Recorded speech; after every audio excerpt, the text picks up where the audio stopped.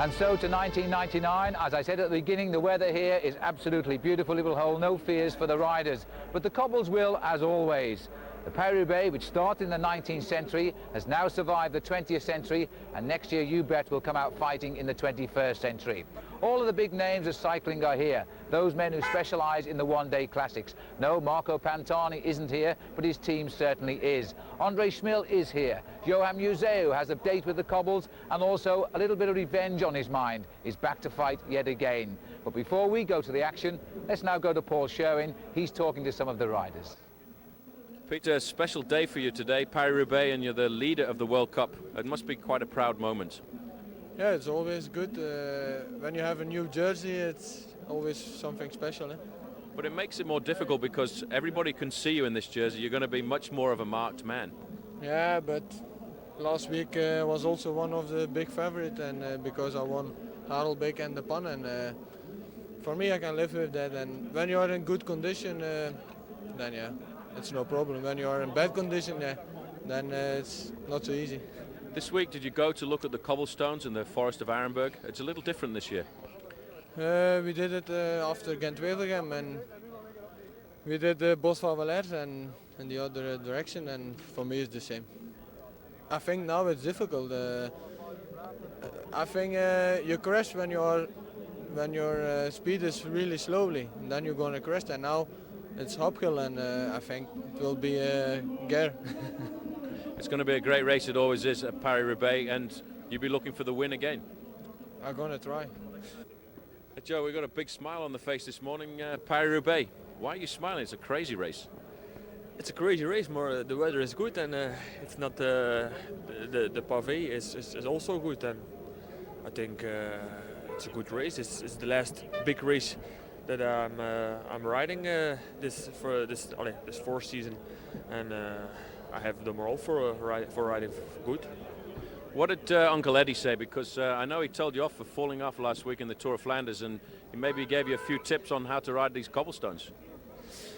Yeah, he gave me tips. More, it's always me, the riding on the bike. He can say everything. More, is the legs not good? It's all the tips or nothing, and. You need just good legs today, and a good head, and all the rest is nothing. It's a great race, so it's a race where you have to have the morale to ride. You have to want to ride Paris Roubaix because it is a little bit crazy. Yeah, it's a little bit crazy. It's sure it's crazy. But now it's good. It's sun. Or if it's raining, it's the baddest race you have in the whole season. But it's 50 kilometers, 50 kilometers, yeah, and it's the craziest race from the year. And the teammates are a bit crazy too. Yeah. Also, always the same. Okay, good luck. Thanks.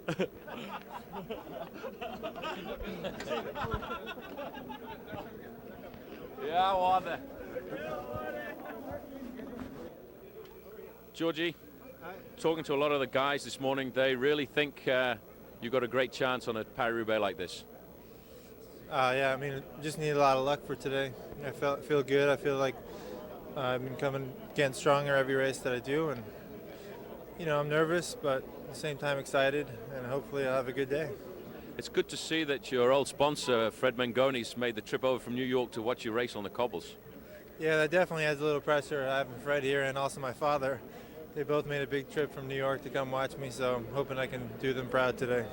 It's also important to ride Paris Roubaix a number of times so that you really know how the cobbles are going to come up, and you've been right up there over the last few years. Yeah, it's definitely important. This is a race, so every year you learn something new, and this will be my 6th year doing it. I'm hoping I could have one of my best years. So we saw you training over the cobblestones the other day through the Forest of Arenberg. They've changed the direction. Do you think that will have an impact on the race?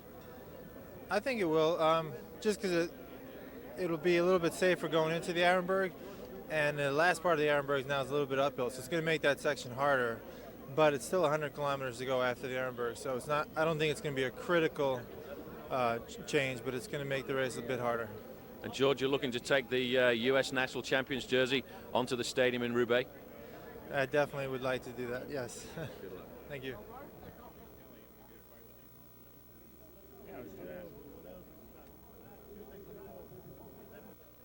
Well, Max, we talked to you last week at the start of Tour of Flanders, and you said you were looking for a good performance. You were always in with the action, so obviously the form is starting to come.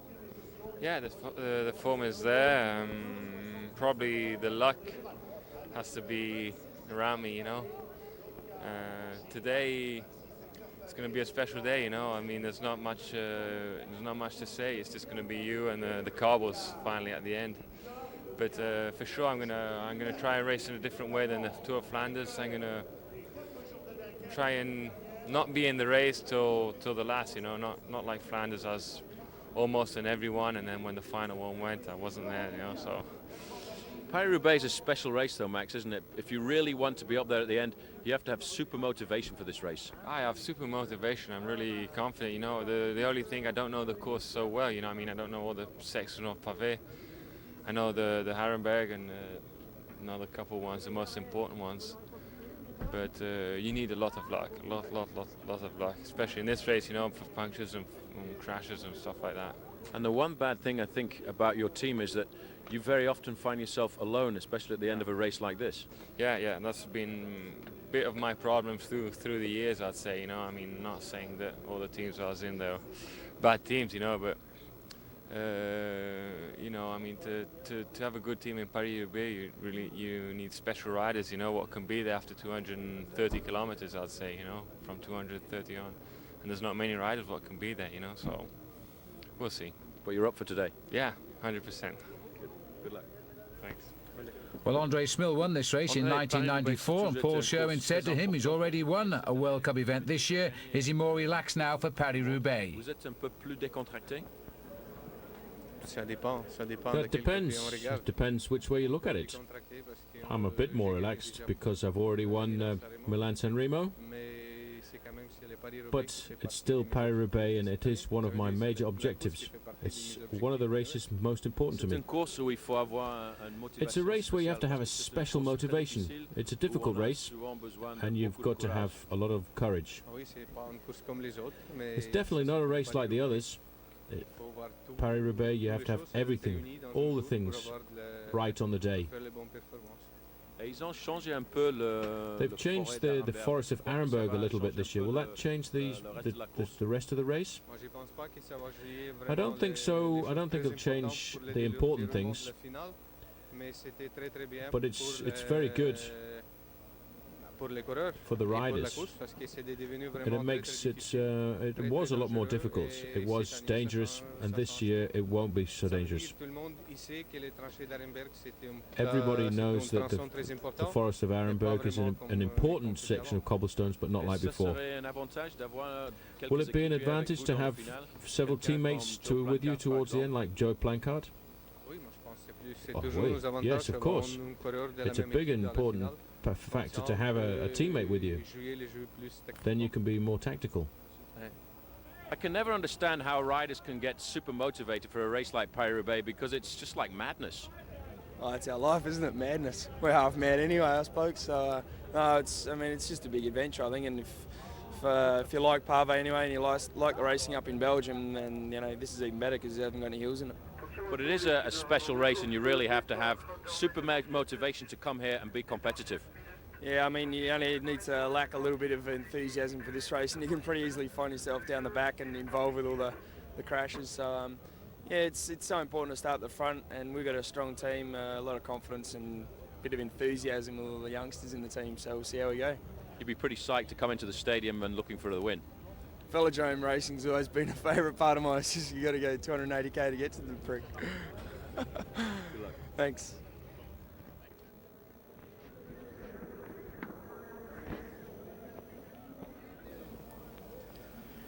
Well, Andrea Taffy is a man who has a real feeling for Paris-Roubaix. Here's Paul with him. Andrea, today is a big day for you. You've been dreaming about Paris-Roubaix for a long time. Yeah. For a long time I've thought about this race. I'm very motivated, and I hope that I can do something special in this race, Paris-Roubaix. Today, it's probably easier than it has been in previous years because there's no rain. Well, last year there was no rain. But every year this race it's difficult. There are lots of different factors. You need some luck. But luck is probably the most important factor. So Andrea Tafi takes his place in the big peloton of 183 now, the race over 266 kilometres, as it rolls gently away over cobblestones, of course, heading now for Roubaix, and it's lovely and sunny as we leave Compiègne. I'm sure too that Johan Museeuw, full of trepidation after his accident last year in the forest of Arlenberg, the riders going into that forest in the opposite direction this year as a safety precaution, and all happy as they roll away. And they now face up to 52 kilometres of cobblestones on the route, slightly changed as well as we approach the stadium into Roubaix. Johan Museeuw waited until Thursday of this week to make the decision as to whether or not he was going to ride this year's Paris Roubaix. He wanted to just check out what the weather conditions were going to be like. All of Belgium feel that this man, Frank van den Broeke, has a great chance, although his team weren't too happy and they didn't really want him to ride, feeling he should pass Paris Roubaix and wait until next week's Liège-Bastogne-Liège. There's Andrea Tafi, who's had a second and a third in this classic, chatting with his team as they all roll gently towards the canal, and then the race is on. We're now joining the action as we head towards the forest of Arlenberg. And once again, you see, Phil, Team Mappé have launched a man into the early morning breakaway. L'échappée matinale, they call it in France. And in fact, Tom Steels, the Belgian champion, just like last year, has got into this group, which was 10 riders, but it's now gone down to 9 because one man has just been dropped because of a puncture. Team Lotto on the front of the main field, more than 3 minutes behind, are trying to place their man, André Schmeel, into an ideal position when they go into the forest on this new approach of Arlenberg. Well, as we head to the forest, the gap is 2 minutes and 50 seconds, and the man who's just punctured Paul mentioned was poor old Andy Flickinger from the Casino team. They had 2 riders. In fact, his teammate Kasputis was the man who started the breakaway. He's been joined by Tom Steels and a group of riders. Steels the only serious contender, in my opinion, in this league group, but it just shows you how Mappé treat this event, always looking for every move. It's a race that they've really come to regard as their own. Another attack down the right-hand side here. This is the TVM squad. That was Johan Capio. He's trying to get the leader of the World Cup this morning, Peter van Petegem, there in 3rd position in the white jersey, right to the front as well, because although the approach to the forest has changed an awful lot, everybody still regards the forest as Arlenberg as being the first real strategic part of the race. It's not where you're going to win the race, but if you're not careful, that's where you could lose it. Well, all of the sectors of pavé, the cobblestones broken up into zones today. They count down, zone number 1 being the final zone for the riders, as we head now towards the entrance to the forest. There's the champion of Belgium, Tom Steels, had a marvellous race, Ghent-Wevelgem, winning that for the 2nd time just a couple of days ago. And so too, of course, did George Hincapie of the United States. Hincapie back in the main field. Stefan de Jong coming through. The other man in the breakaway is his teammate Servais Knaven, and as I say, Kasputis was the man that started the move. Laurent Debian is here, the Cofidis rider. There's Kasputis going through now. Rolf Aldag, that's Jan Boven, the Rabobank rider.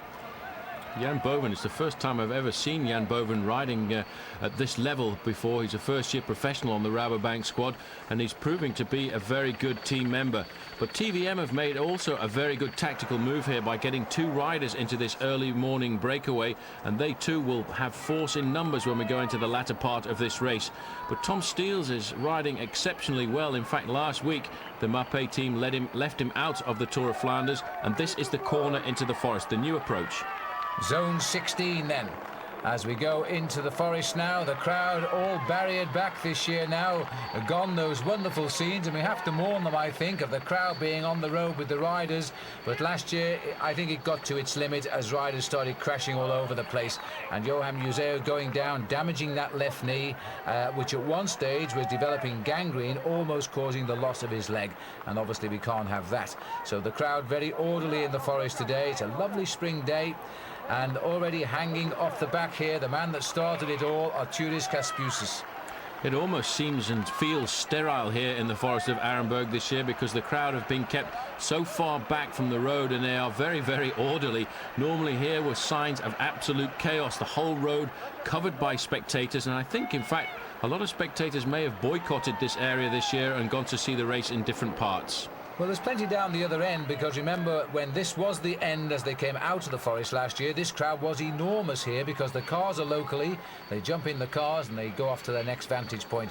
So I'm hoping that when we get to the other end we will see equally a big crowd. But this is the breakaway, and the peloton timed, the last time check we got, it was 2:51.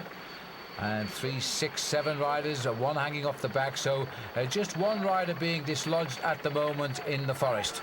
This is a disgusting piece of cobblestones, 2.4 kilometres long, and the main field now already on the first kilometres of the Forest of Arenberg. Now, the last time check we had, Phil, was around about 3 minutes, and it's certainly coming down to 1.5 minutes now because they've closed down dramatically over the last 10 kilometres, and in fact, there's Flickinger that is being picked up there by the man on the front, Andrea Taffy. Taffy doing a lot of work here for the Mapei squad, trying to explode the main field, who are almost compact when they got to this section of cobblestones. Well, although you're a long way from the finish here, 100 kilometres of racing still to go. In fact, you've got to get to the front to see the cobbles, and you've got to make sure you leave yourself some room to manoeuvre, and that's why I think Andrea Taffy is giving away a lot of energy here to hold first position. It's the safest place to be in. They picked up one of the front 10 then, Flickinger back in this group and probably going to pass straight through it, as Andrea Taffy, you're quite right, is trying to break the field here and get something moving. This is the best option on this section of cobblestones here as the leaders go through the drier part in the middle. You can see the gaps already starting to appear, but here there are big gaps in the cobblestones as well, and if you can pick your way through, it's much easier and much safer. And what Andrea Taffy is hoping, that if there are any crashes, they're going to be behind him, and he is now taking the advantage of riding in first position. But you've got to be a strong man to keep the power on at the front of a field like this. His teammate is there in second position, Wilfred Peters, the big lieutenant of Johan Museo, the man who is always at the front of these races when Team Mapei needs a strong man to do some work. Well, he's rattling his way towards the end. It is a long way. In fact, Paul and I and a number of guys with us rode through the forest only yesterday and enjoyed the ride through, but there was no pressure on us as we went down to the end. We had in fact had a chat with the Lamprey team, who were taking a good close look at the cobblestones. Now back up to the race here, and there's still plenty of room for action here. The crowd is getting bigger, Paul, which is a good sign, and we are in fact nearing the end of the forest. A great crowd. Everybody loves to come here. The big signs out of the Flandrian Lion, and they will all be for Johan Museo after that great comeback that he really showed last week. And in the Tour of Flanders, he was back on the crest of the wave, finishing third in that race. Now it's Tom Steels on the front with the two TVM riders putting the pressure on. There's a slight gap to the next man behind, which is Jan Boven, and a little bit further back is Laurent Debian in the red and white strip of Cofidis. Laurent Debian is from the north of France. In fact, he was born in Roubaix, so he has a dear affection for this race and would certainly like to be able to stay in this front group a little while longer. Well, the crowd has certainly found the voices down here. You know, this is the first time for years the riders have been forced to ride all of the way through the forest on the cobblestones, because quite often once they get onto the tracks with no barriers, they nip off and force the crowd onto the cobbles as they seek the grass verges. Well, the camera stops shaking, so do the legs of the riders as they come off, and it's Tom Steels driving here with the two TVM boys with him, Servaes Knaven and Stefan de Jong. But you know, the work of Andrea Taffy, and Andrea Taffy on his own, has slashed that lead dramatically. He's been on the front now for almost 2 kilometres. This is a very long section of cobblestones. There's a crash at the back, yeah. One of the riders from Cantina Tollo has gone down there. That looks very much like Marco Antonio Di Renzo. And it's all, is this Murray who's down here as well? Well, they're a bit of a shump, but they look okay. And if that's the only two fallers of the race coming through the forest, they've got away with it pretty well. Eric Zabel passing through below our picture there as well now, as the leaders are all coming off the forest over the little level crossing. Always a risk, those crossing gates are down. They don't stop the trains as well as the cars, you know. Out of zone 16. George Hincapie very close to the front. They were led out of the forest there by Joe Plancart, but I have to say Hincapie looking in pretty good form to ride so close to the front. This is a race that Hincapie feels he's got a very good chance in, and speaking to Frankie Andrea this morning before the start, Frankie too felt that the hopes of US Postal Service would be on the shoulders of George Hincapie today after a great 4th place in Gateway-Wevelgem just a couple of days ago. Big Eros Poli, former Olympic team time trial champion, stamping his authority at the front of that little fragmenting group. Italian flag flying. There's plenty of Italians riding this race. You can see the chaos at the back of the field here. The important thing about riding over the cobblestones is to ride with power, to ride in a big gear, and once you lose that power, it feels as if you bounce over every individual cobblestone, and it really does hamper your progress, which is why the big guys are always on the front when it comes to the cobblestone sections, riding along in a gear. On this cobblestone section, they will start off using the 53 by 14, and towards the end, because of this slight incline up to the exit of the cobblestones, will drop down to a 15 sprocket. Now, once off the cobbles coming in this direction, they'll make their way on a right-handed course to return to the original route. Then they'll turn left onto the next sector of pave, where in the old days they would have turned right because they came from the opposite direction. Then they will resume the route as the riders come now away from the forest of Orenburg, past the pits which abound in this area, and they're absolutely flying. You can see them in the centre of the picture there, rushing through the cars. Absolute chaos, a big split in the main field now, all of that caused by the work of just one man. That was Andrea Tafi wearing today the jersey of the champion of Italy. There are 4 men at the front now, and the next cobblestone section they will face is the cobblestones at Wallers. Itself a very tricky section of cobblestones, split into 2 with a railway bridge right in the middle. The 2 TVM riders riding excellently here, and these guys now I feel certain must realise that the advanced party of the main field will shortly be boring down upon them. Wilfred Peters there getting onto the back of this front split. There is Joe Plancart. There wearing number 81 is Frank van den Broeke, so he's done a good move to get into this group as well. And the rider there on the front from Lampre is Pianagonda. So this is the composition of a group trying to get itself organised. Pianagonda asking what's going on behind as we move on to the next section of cobbles at Wallers. And these are the 4 leaders, Jan Boven and Tom Steels, and the 2 boys from TVM, De Jonge and Canavan. And this is becoming to look quite a race now, because Tom Steels, we wouldn't have expected to be in that early move. He was part of the party which brought back a Casputus to form that spearhead group, and all that came together at around only 30 kilometres into the race today. So they've already been out front for an awful long way, Paul, well over 150 kilometres. But this is a good composition for men like Peter van Petegem, the winner of last week's Tour of Flanders, because if he does come into one of these groups that comes across, he's going to have 2 teammates with him. And in this section of Paris Roubaix, it's important to have somebody around you if you have a mechanical incident, to have some help. This is a long section of cobblestones, a bit of respite in the middle because they have put down a small amount of tarmac, but that doesn't last very long because they flick back onto the cobblestones again and they head out here towards the railway bridge.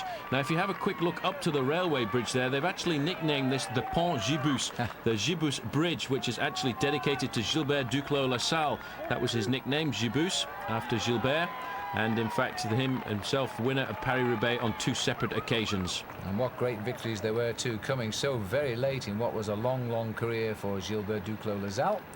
I want to remember him cheering himself on, watching a playback of a stage when he won Paris-Nice back at the start of the 80s. And he came and sat by me in the press room when they played back the time trial up the Col d'Ez and cheered for himself, which I thought was pretty good. He was going, "Allez, Gilbert, allez!"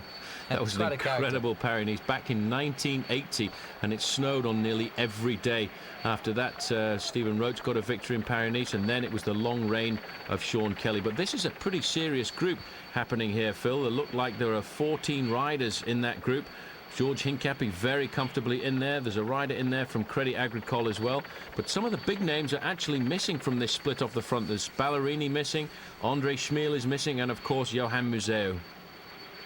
Well, they're just going under the Pont Gibus right now, so it's not very far then to that group. And here they are, the Belgian flag flying on French soil. And this group of some, 14 riders? No, the chasers rather, of 14 riders. We've got 4 leaders here. I wonder how long they will try to hold them off. I think they'll just get on with the race, and if it'll be a case of catch us if you can, because in a race like Paris Roubaix, you never know quite literally what is around the corner. It could be a crash or a couple of flat tyres. Rolf Aldag for Team Telecom on the front there, in front of Van den Broek. He was in the original early morning break of 10 riders. He's now being picked up by the front split of this group. Van den Broek, I have to say, Phil, riding a very good Paris-Roubaix so far. After all, I don't regard him really as a rider for this classic. I think he's much better in a race like the Flèche Wallonne or Liège-Bastogne-Liège. And a lot of discussions late into the night this week at the Cofidis headquarters, because the team management really didn't want him to ride. And I think he's going to go and ride with a vengeance today to prove to them, look, I wanted to ride this race. I knew what my responsibilities were, and I'm capable of riding Paris-Roubaix. And he's doing pretty well just now. And sixth wheel in that long line is George Hincap. He's just gone out to our picture to our right there. So the champion of the US has got himself into this rather lively looking group here. This is Wilfred Peters, who was placed last year in this event and looking now to be a challenger again. Leon Van Bon, and behind the two of them is Eric Zabel. So there are some big names in this group, Paul. They certainly are. Eric Zabel, a great rider, as in the multi-stage races like the Tour de France, where he can go out there and beat the best in the world at sprints. But let's not forget, he comes from a former East German background, and he's a very tough bike rider. He grew up with Jan Ullrich. They're very long-term friends. And I have to say, last week he rode an excellent Tour of Flanders, and if it hadn't been for that crash on the slopes of the Muur de Grammont, we may well have seen Eric Zabel a lot closer to the front of the pack.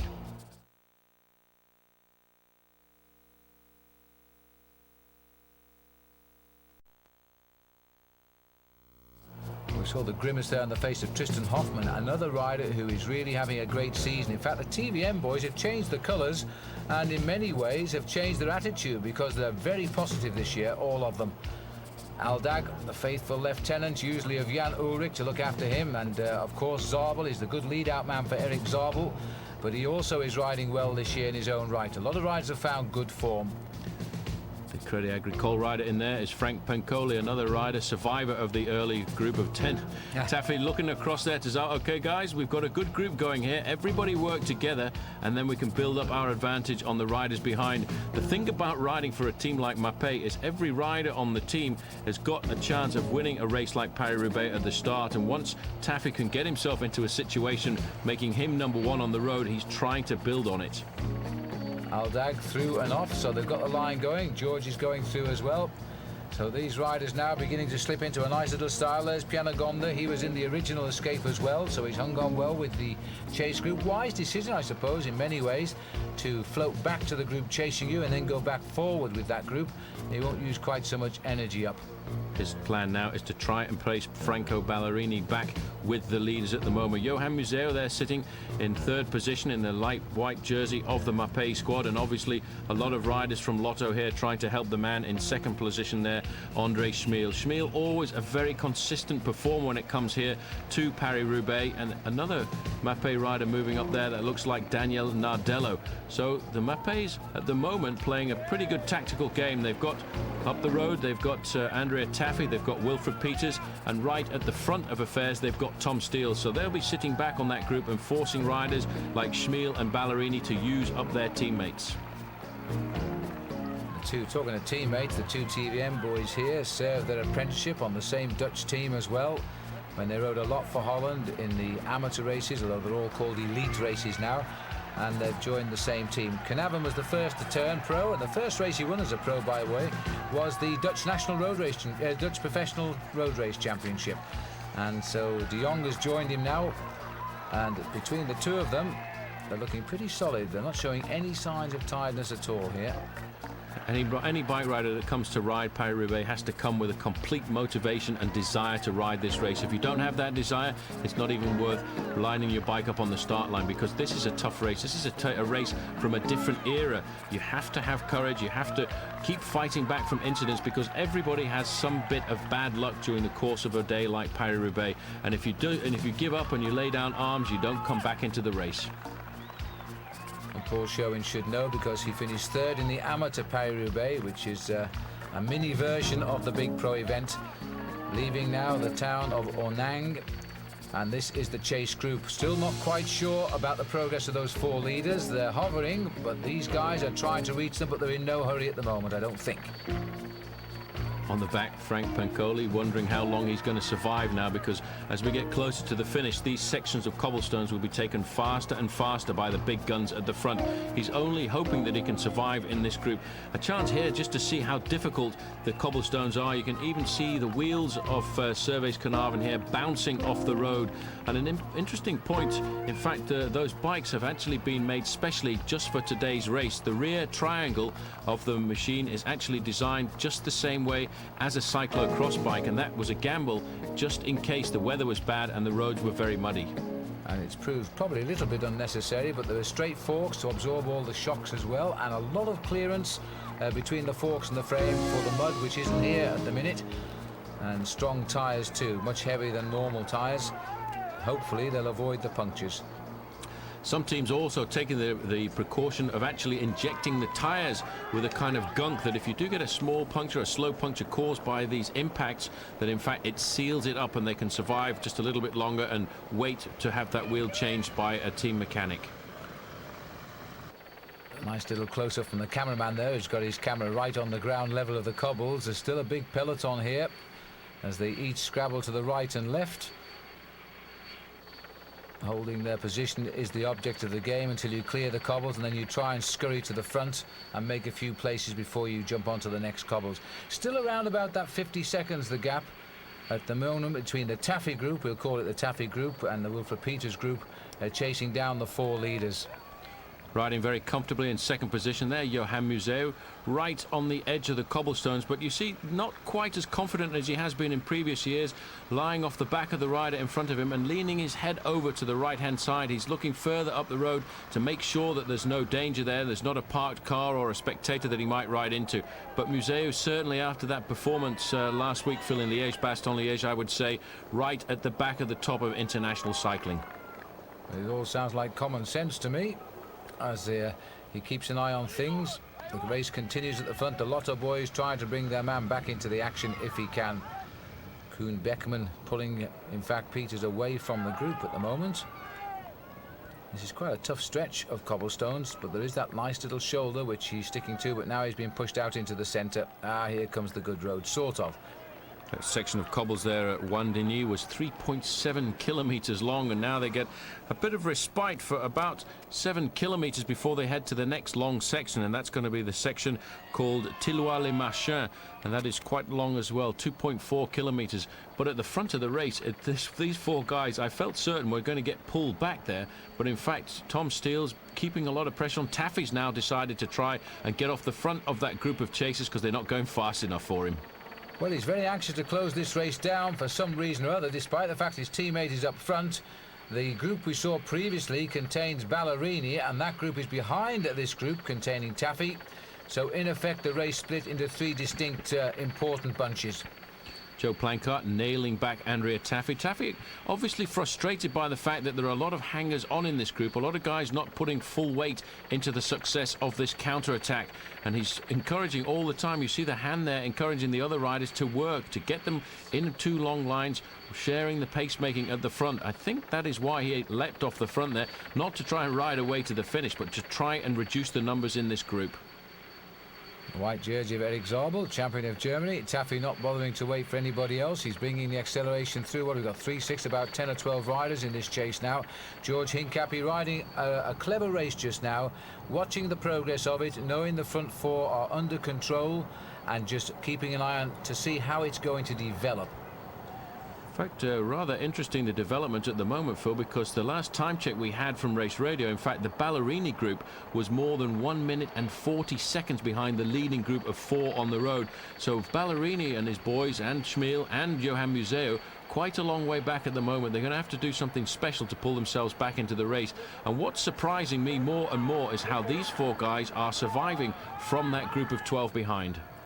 Four working very well together. 3 Dutchmen and a Belgian.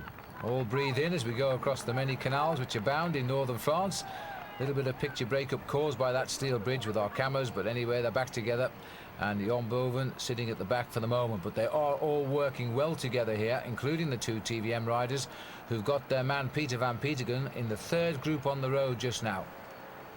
Tom Steels takes that corner quite precariously there. Strange position of Tom Steels, very upright.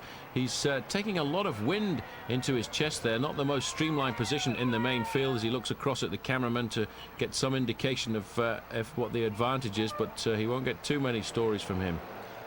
Well, this race, a particularly long race, and you can see the riders are working well. They're just keeping the tempo nice. They're not trying to destroy each other. They know that they're unlikely to get to the finish as a foursome. Others will come up. That's what they will expect. So they're not giving everything at this stage of the event. Just enough to keep a nice tempo going, I think.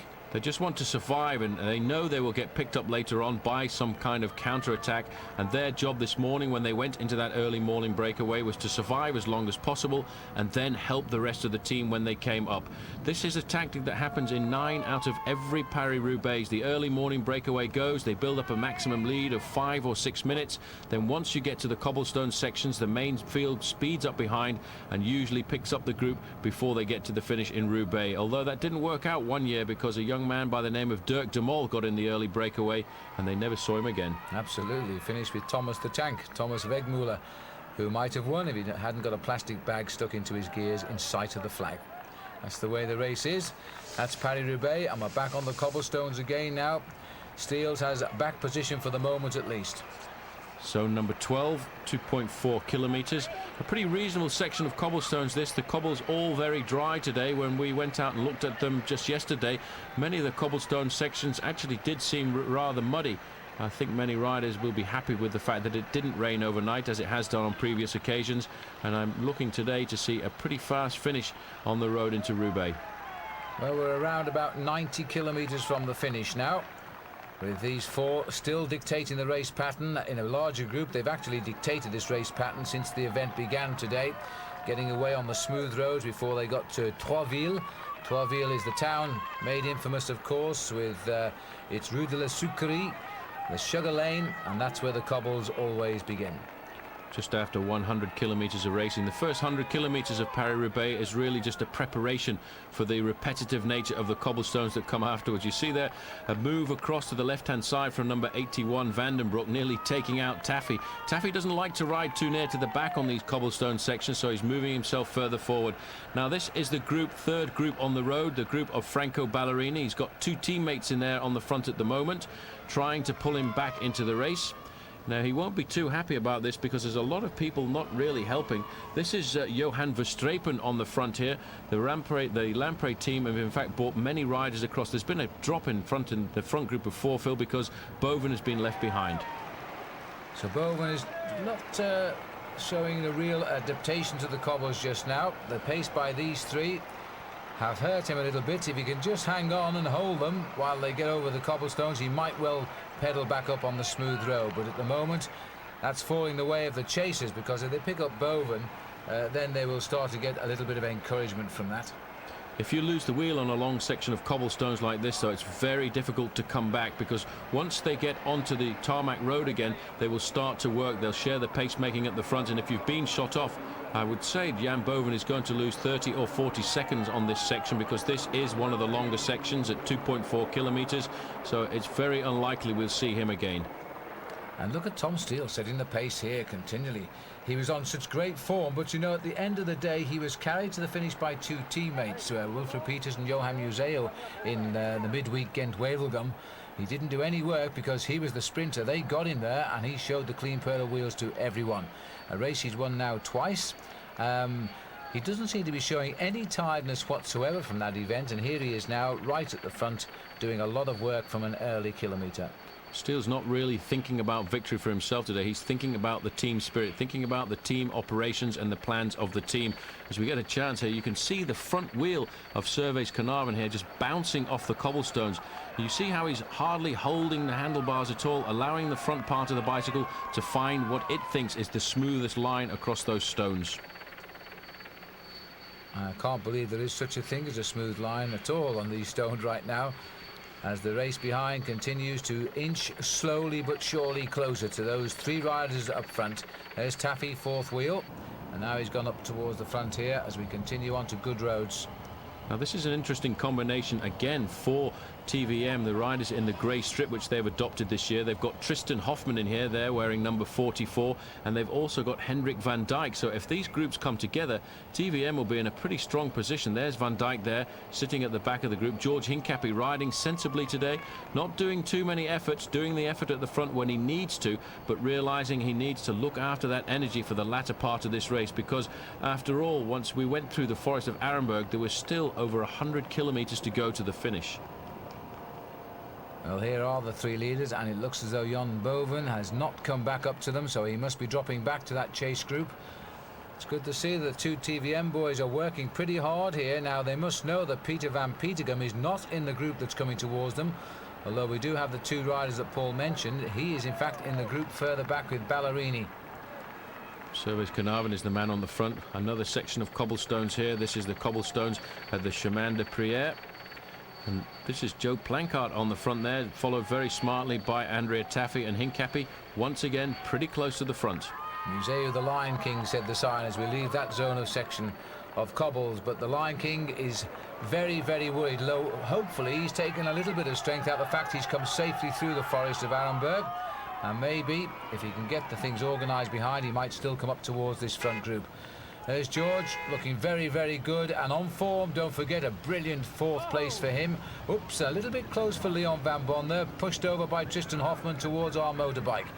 Eric Zabel going through now, keeping the rhythm nice. There's a nice view for you from our camera bike too, of the big legs of, I think it was Service Carnarvon, and now we have Stefan de Jong, and there we have Tom Steels. Unusual angle, that, Paul. It certainly is an unusual angle, but these three riders working well at the front, despite the fact there's a big split on behind. They're still managing to hold off the chase. This group now is down to 9 riders. It was originally 14 riders, but they've been split off the back on each section of cobblestones, reduced in their numbers all the time. And in the main field, still it's the Lamprey riders on the front. This is Ludo Dirksen in the mauve strip of Lamprey, another transfer through the winter months to try and bolster the team just for this one race, just for Franco Ballerini and for Paris Roubaix. Ballerini looking for his 3rd victory in this race, and at the moment in that group, he doesn't have very many friends willing to help. Well, that's what happens when you win Paris-Roubaix twice. He is the defending champion too. When he was on Mappé, of course, leading a 1-2-3. The gap is at 2 minutes 10 seconds now, and that will be to the Taffy group. So that doesn't all well for the Lamprey-led group, does it? Certainly doesn't. We're now on the section of cobblestones at Orchy, and sitting in 3rd position there is Tom Steels, looking very comfortable. He's quite happy to let the two TVM guys set the pace. We're around about 65 kilometers to go to the finish line in Paris-Roubaix, and that's on the velodrome, and Tom Steels quite happy there. The crowd's really starting to turn out here now. Well, the cobbles are affecting our cameras a little bit here, but this is an enormous crowd here at Orchy. Normally this stretch of cobbles is very, very treacherous in the wet, and it's not so much better in the dust either, because the dust in your eyes and the problems you get picking your way between the grass here says it all. But the crowd enjoying it, and the two Dutch boys used to this sort of cycling, as is Tom Steels. There's the chase group now on the same stretch of cobblestones, Paul. They are closing in. And on the front is Wilfred Peters, 2nd position George Hincapie, followed very closely by Joe Plancart in the red and green. And in fact, the main field, that's an incredible comeback. The last time check we had was 2 minutes and 10 seconds. This is the 3rd group with Ballerini. We're talking nothing. I would say 30 seconds spread across the whole lot at the moment, and Ballerini and the boys are trying to get back on terms. They really have accelerated these last couple of kilometres, because this gap has tumbled. And Ballerini himself has come to the front now. He's putting the hammer down.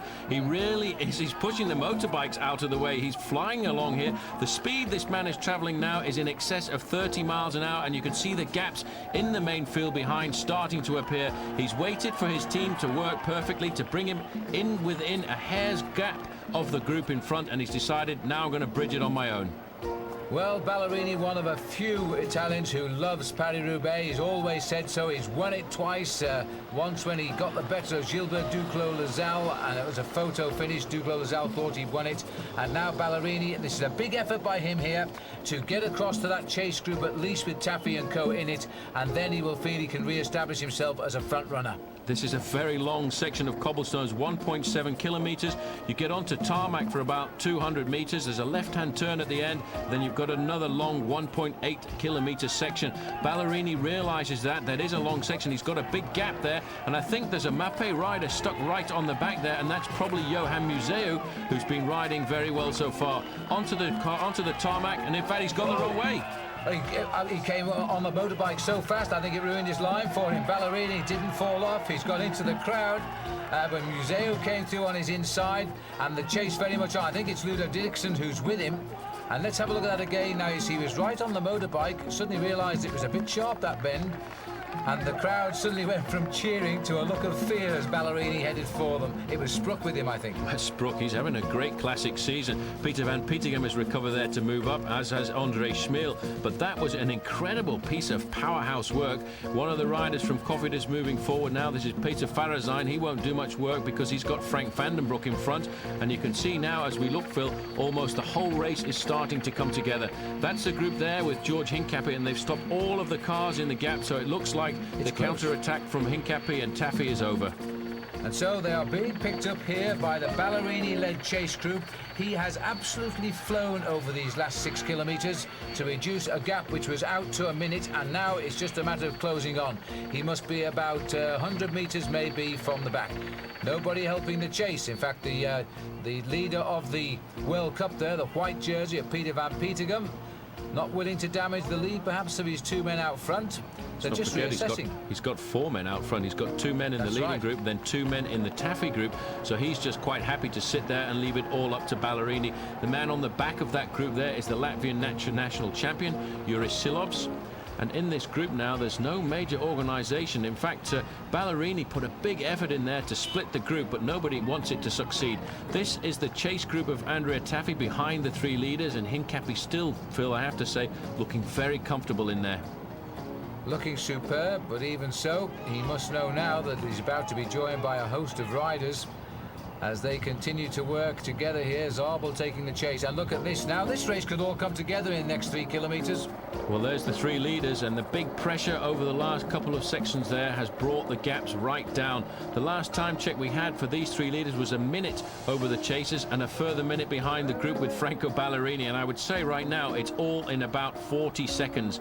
Tom Steels must realise now that it's almost over, and he will look over his shoulders and he will see the red, white and green jersey of the champion of Italy, and he will be happy knowing that the Team Mapei have got a strong hold on this race once again. Well, at least he won't see the whole field coming up as we head now into zone 11, the Chemin des Prières.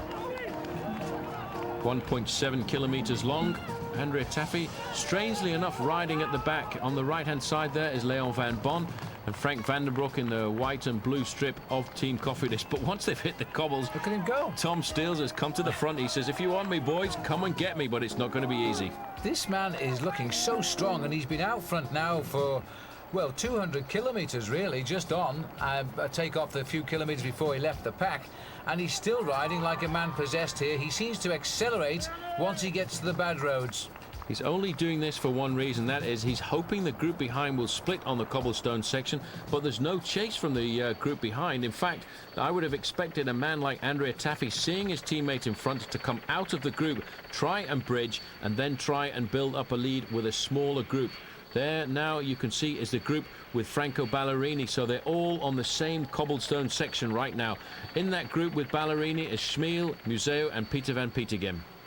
And they can now see the others, so they're about 250 metres apart. Those motorbikes really shouldn't be quite as close as that, but then we wouldn't be rewarded with that picture if they weren't, as Ballerini continues to set the pace here at the front.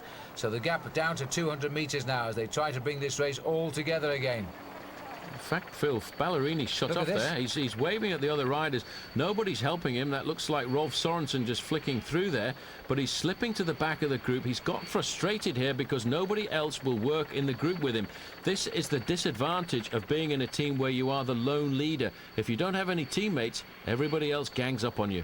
And I counted 4 Mapei riders in that group just then, Paul, and so they're not going to chase, and so it's left really to people like Silovs or Sorensen. But Sorensen also has teammates up here, so the finish, that break is not going to be shut down just yet. These are the 3 leaders clanging over zone number 11 as they race out towards the end of it now. And then I wonder if that chase group will finally finish it off and close them down.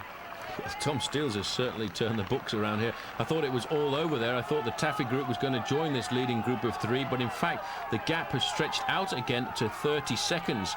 You can see there, but it looks very much behind as if the Ballerini group is going to get onto the George Hincapie Taffy group, and then we will have one big group, and that, Phil, will then slow down the main field, and that will allow really the group of 3 in front to extend their lead once again. About 50 metres now. It's looking a bit disjointed, but they're all scrabbling across towards that group just ahead of them, and then it'll just leave those 3 men out front. So it'll give us a bunch of around about 27, 28 riders by the look of it. And then behind the main peloton, which is containing just about everybody else, a long way behind and already out of the hunt, I think. Well, this is Sorensen on the back of the group trying to get across.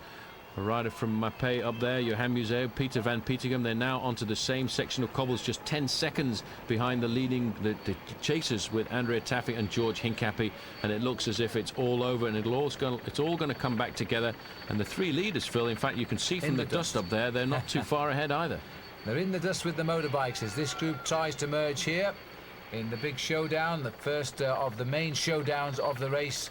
We always seem to be able to look back over at Paris Roubaix when we read all the newspapers the next morning, and you see how they have adopted little areas where they've made the moves that have shaped up the race.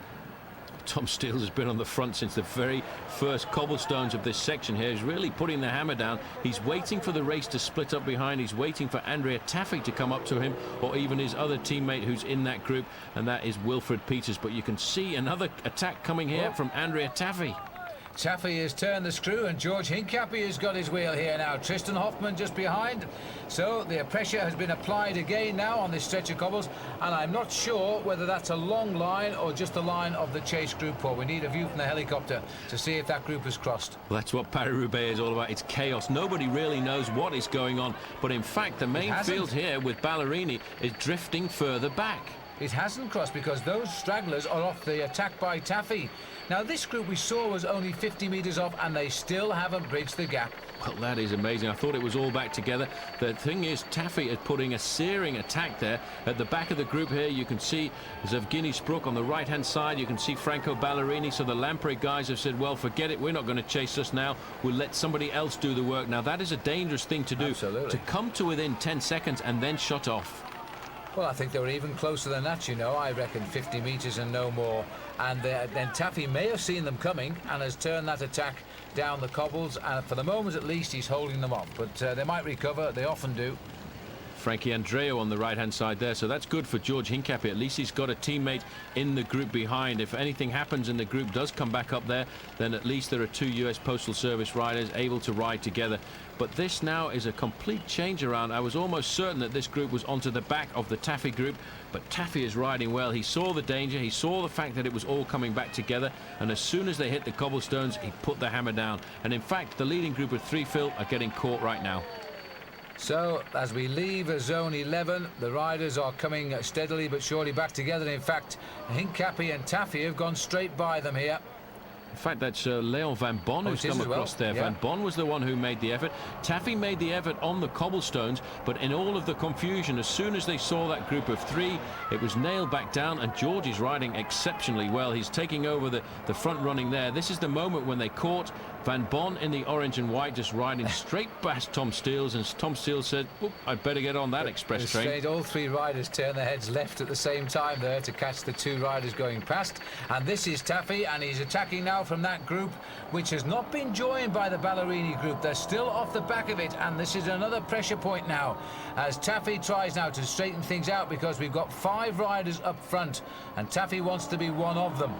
3 or 4 riders have been split off the back of this group. I thought I caught sight of one of the orange Rabobank jerseys, but you see Taffy now is riding urgently. He's trying to split this group. He feels that the size of the group is too big, which is why there are so many passengers. A lot of riders not wanting to do work. He's trying to reduce the numbers so he can get a small group of 5 or 6 and they will work well together. On his wheel, one of the TVM riders, I think that's Van Dijk, who's got up there. Henrik Van Dijk, so another TVM man who's having a good day today. First time I spotted him, although he has been in this group all the time. And he's just literally hanging on to Taffy just now. And Taffy just determined to get across by himself. As we look across now, Van Dijk, the big tall man, not a big player at the moment, but you've got to start somewhere. He's slowly developing into being a strong rider. A former winner of the Grand Prix E3, a kind of mini classic which is held just over the border from France here in Belgium, finishing in the town of Harelbeke. It goes over a lot of the big climbs that's used by the Tour of Flanders and races in that area of Belgium, and it really is a good chance to see that TVM have ridden so well, Phil. They've got 4 men in this group now. George has come back looking at the tail, seeing where it is. Well, we've got 2, 4, 6, 8, 9 riders here now, including the original 3 leaders. Jan Boven we saw dropped. We haven't seen him since, so he must have gone straight through these groups and has gone back down the line. Amazing, Phil, to see this. We've got a group of 9 riders, 4 TVM and 3 Mappé. Another attack, this time Taffy. That was a dummy attack, really, just trying to see if anybody was paying attention. Steven de Jong insisting here, keeping the pressure on. And it is rather strange because this wasn't attacked by Steven de Jong. He's just ridden off the front. Well, de Jong looked under his armpit there to see if anybody was coming. The answer was no, so he's going to give it a little go here to see what will develop. His legs must be absolutely smashed right now because he's been up front for so long. Reaction coming behind. It's good to see Hincapie in the middle of that group coming across there, riding sensibly. I thought last week in the Tour of Flanders he may well have done one too many efforts there.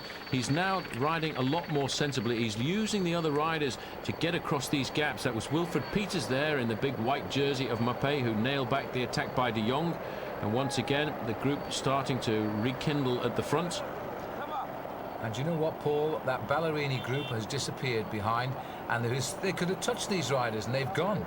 Recuperation at the back here. Joe Plancart dragging up Eric Zabel, and Frank van den Broek again pulling himself up to the lead. Well, it's amazing to note that that attack from behind of Ballerini brought them almost onto the tail of this group, and now it's shut down, and the last time check we had was 45 seconds. Well, George Hincapie has gone now this year from a bit player to a big player. He has been absolutely marvellous in the classics. It's all gone well for him. Since a tremendous 9th place finish in Milan-San Remo. And then, of course, he's just before he came to the start here, 4th in Ghent-Wevelgem. But this man, Taffy, just keeps on launching attacks, almost if he wants to continually annoys them until they say, well, you can go. Well, he's not happy. The group is too big and there are too many passengers. There are 4 guys in there from TVM and he's not happy with that. He's trying to reduce the numbers. He's trying to get a small working group. But look at the response there in the counter-attack coming behind. His own teammate, Tom Steels, he too was in that early morning breakaway and he's still covering the moves. He's getting the last bits of energy out of his body to help his teammate put Mappé into a good situation. Then I think we'll see the withdrawal of Tom Steels in the latter few kilometres. Well, Taffy has been caught, at least by 2 riders for the moment at least, but the rest I think will be not far in coming up to this long, thin line of riders, and Taffy would like some help, but he's not going to get it if he keeps on jumping them like that. He's got a split going here. He takes a look over his shoulder. There's the flick of the left arm, and I think it's Tristan Hoffmann here to bring him through. So this is a good, strong group, but you see Steels, a cunning rider, has read this split as well. Good move there by Andrea Taffy. Split the group now. This is much more manageable now. If these guys will work, then they've got a chance of building up their advantage over the rest behind.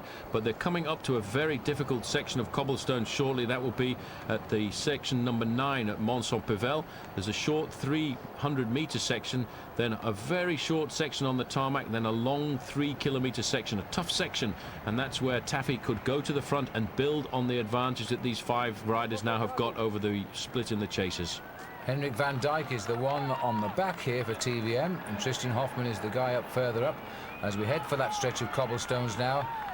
And it's amazing, but there's such a real acceleration as soon as riders hit cobblestones. They leave them in that big gear and they just plough on. Now, I noticed the Mavic neutral service car waiting on the road to pick these riders up, which indicates now, Paul, they're more than 30 seconds ahead of the Ballerini group that was right there. That's probably right. They must have really opened up the gap. The last time check we got was 40 seconds, and it's obviously going a lot further than that. A quick section of cobblestones there, back onto the main road. The town you can see at the top there with the spire is Mont-Saint-Pével.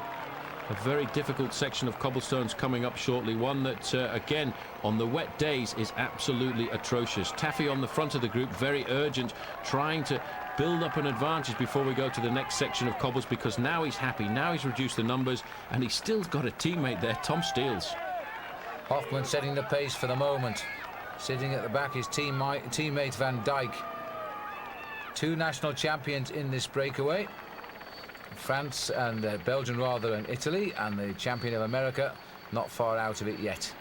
Must be a proud day for George Hincapie to be riding so well in a race like Paris Roubaix, wearing the champion of the United States jersey on his shoulders. In fact, Hincapie has nailed the gap down there back to the Taffy group, so it's all coming back together once more. That's amazing. That is amazing, because this 3-kilometre stretch of rather bad road is a good place to get to the front, and Andrea doing what he did in the Forest of Arnhenberg, but then he wasn't leading the race, of course. Now he is, and sitting right behind him there watching him is Henrik van Dijk. He's also moved off the back. Moving up to the front in third position there as well, 21, Leon Van Bon. Van Bon, an excellent rider. And further back, Franco Ballerini, still in the third group on the road, and he's not looking too happy just now. Well, I can't believe that they never got on, and it was because there was no organisation in the end. But really, Ballerini should have just tried and bridged the gap alone. So many players in this race would have come back into the action if the group had made the progress. But now they are losing ground all of the time on that lead group because there's so much action up there. Good to see Frankie Andreu riding pretty close to the front. Frankie becoming a seasoned campaigner in Paris-Roubaix as well. He knows this section. Riders who ride these races so many years on the run, they get to know exactly where to make the move, exactly where to move to the front to be in an ideal position to turn onto the cobblestones in the leading 4 or 5. And in fact, in third place there, you can see the black and blue jersey of US Postal. That was Frankie Andreu. Well, he's in a group of 15 riders there, which in effect is the second group on the road now. And we've just gone up towards the leaders again to keep an eye on them as they clatter over this 3-kilometre strip of cobbles, which look rather passive at the minute because there's no rain, and they drain pretty well, cobblestones. You need a lot of rain for them to be very, very bad. Hincapie riding well there, right on the crest of the cobblestones. This is a difficult section by the fact that there's a nice crest along the middle, but because of the heavy weight of the road, the road traffic that goes along here, especially the tractors that go to do the fields, it slips away towards the sides. And in the dry it's not too bad, but in the wet it's very treacherous, and if you slip off that central crest you usually end up on your backside. 6 riders clear at the minute, and we've got 3 national champions here now with the addition of George Hincapie, who's just having a little look round to see who's coming up. Tom Steels is becoming an absolute hero of the day here. He's now moving clear again with another lead group, having dictated the race pattern virtually since the off. A nasty little turn there. You think you've got off the cobbles, but then again it starts almost immediately afterwards. And Taffy liking this, loving this, straight to the front. He's got Tom Steels in second place. Steels actually letting the gap go a little bit there, but you can see Joe Plancart has spotted the difference. What speed that acceleration from Taffy. The acceleration is incredible. He's just absolutely flying. Tom Steele's commanding the front, but he's not really chasing him. He's just trying to sort of ease him away a little bit. Joe Plancart will have to take up the running if they want to close the gap. Well, Taffy took off pretty quickly there, but he didn't open up very much more than 10 metres. I think he's more intent on causing reactions to keep this group away from the chase rather than actually pedal away by himself, because it's still really far too far to go if you're planning on winning by yourself. Certainly is. He just wants to try and reduce numbers all the time to try and get this group of 5 or 6 riders clear. He's putting the pressure on, and if he can encourage them to work together, then riders from behind like Vandenbroek in the group, who's been caught out by the split, won't have a chance of coming back. 5 riders now chasing. Hincapie, you see Phil riding sensibly. Although he's riding to the front, he's getting across the splits. He's not doing too much work, and that will be good towards the end of this race, because if this group were, for example, to come onto the stadium in Roubaix, George would have a very good crack at the win. Well, good for George. I mean, he doesn't need any more confidence now. He's sky high. His whole team are telling us how well he's racing. We went for a ride with them actually the day before Ghent-Wevelgem on the canals around Kortrijk when we caught them out training, and they were telling us George is just absolutely flying. Well, let's hope he can hold that form at least for another hour or so, because this is looking good for him today. Greg LeMond, by the way, has got the Americans' best ever finish, and that was 4th place. Van Bon seeing the danger there, knowing that a strong man like Taffy is a good man to get away with. He's leapt across the gap. He's got good acceleration, Van Bon. It comes from his track background. He was 2nd in the Olympic Games in the points race before finishing 3rd in the World Championships a couple of years ago behind Laurent Brochard. And now those two guys are off on their own, trying to build up on their advantage. Well, they've got themselves a little echelon behind down below, with Joe Plankert having to do all of the chasing. The gap is holding.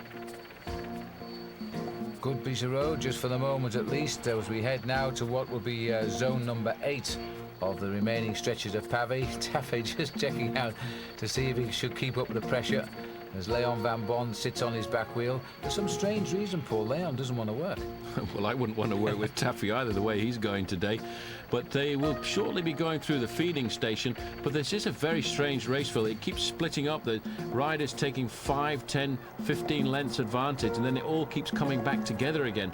Joe Plankart now trying to pull them back up to the leading 2 riders. Plankart obviously smarting a bit, I would think, after his crash last week at the top of the Eichenberg, because he comes from a very long dynasty of cycling heroes. His father was a great cyclist, and in fact he too was brought up looking up to his uncle Eddie and Walter. The famous Plankert family, all good sprinters, by the way. Joe's probably not the greatest of the sprinters, but he has had his 2nd place in this event in the past, and now he'd love to go that one step bigger and get the big one. My goodness me, that would be something to take a cobblestone home to the family dynasty. Now, this man is riding terrifically today. Andrea Taffy flicks his right arm, takes a good look at Leon Van Bon. Van Bon goes through. He's a really nice little peddler, is Van Bon. Taffy's got a great position on a bike, though. You see how he sits so far back on his machine there. A very Longines figure, and I'm sure that's why he rides so well on the cobblestones. He's got a lot of weight over the back wheel, and that allows him to really use the power. And you need power to ride over cobblestones. You need a certain amount of weight as well, just to be able to keep the bike down on the ground. That riders like Marco Pantani, if they were to come here and ride Paris Roubaix, they would lose a couple of minutes on the first section of cobblestones. They'd probably bounce themselves into infinity, I would think, because they're so light. But Andrea Taffy's having a good season. He started off well in the Tour of Langkawi in Malaysia, where Paul Sherwen was, so we were able to see him firsthand. And now it looks like he's again come good for Paris-Roubaix, because he's always ridden well here.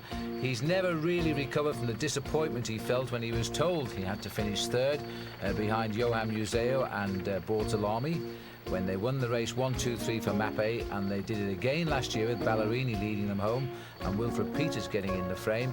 And so poor old Andrea knows what it's like to finish 2nd and 3rd in this race, but he's never won it. But he was strong enough to win last year. But in fact, there's a big argument on the Mappé squad. Everybody wants to get away and win. You could see that at the start of the day, Johan Museo was one of the big leaders of the race, having won the Tour of Flanders, and then Franco Ballerini. And Ballerini had to escape so far from the finish to end up as the #1 Mappé on the road. And then at the end of it, Andrea Taffy had to play the defensive role. This is the next group on the road. They're starting to recover as well. We've got the 2 TVM riders in there, Servais Carnarvon here, with Frank Vandenbroek again riding himself back into the race, and Wilfred Peters, the man from Mappé. Frankie boy riding his first Paris-Roubaix, and his team didn't want him to do it. I think it was the power of the press and public opinion. They wanted to see Vandenbroek in this event, and in the end they succumbed and said, okay, he can start. So here he is now, and he's right up, not far off the leaders. The reason the team didn't want him to start was in fact because they don't feel that it's possible to ride Tour of Flanders, Paris-Roubaix and Liège-Bastogne-Liège and be in fine form on each event, because in this day and age, with the level of international cycling the way it is, they reckon that you have to choose your objectives. You either do Tour of Flanders, Paris-Roubaix, or you do Tour of Flanders, Liège-Bastogne-Liège. But Frankie Boy has got a lot of clout when it comes to talking to the team management, and he obviously was wielding a big stick, and they eventually decided to let him ride, and he's riding pretty well, and I think they'll be happy with his performance today because he's bringing them a lot of publicity. Oh, there's been a crash here. Now this was the leading group, I think. Well, that's Henrik van Dijk who's gone down there, the big TVM rider. Well, I don't know how that happened at all. He was in the leading group of 6 riders, and they've actually scuttled off right up the road there. Now it's down to 5 riders at the front there. That's the Taffy Hincapie group.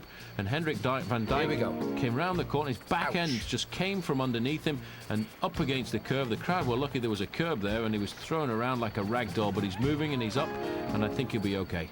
Well, the helicopter recorded the pictures and they've been played back into our programme, so well done, helicopter, but not so well done by the dear Henrik van Dijk there, because that looked like a fall of his own volition. He simply misjudged the angle of that right-hand turn. And here is Frank van den Broek going over the speed humps. I suppose they're good for slowing down cars, but they're really not very considerate for cyclists. But there we are, Van den Broek coming up. Well, I'm not sure what happened to Van den Broek there. Now he's just catching the 2 TVM riders, and it looks as if the 2 TVM riders in fact have picked up Van Dijk, so the gap's still very small here at the front of the race. Wilfred Peters is in there as well, and Van den Broek may well have just dropped back to the car to pick up some refreshment. But he's now in a group with 3 TVM riders trying to pull themselves back into the race, and the big workhorse from Mapei. Another chance to look at the crash here, Phil. He was in an ideal position, maybe a little bit too close to the back wheel of Tom Steele's. He touched the back brake and it just came from underneath him. Well, that really was a very strange fall. He had his back wheel locked up and it was sliding away from him, and he went down on his face and he's rolled right along. Quite painful, I would think. Anyway, he's up and back in this group now.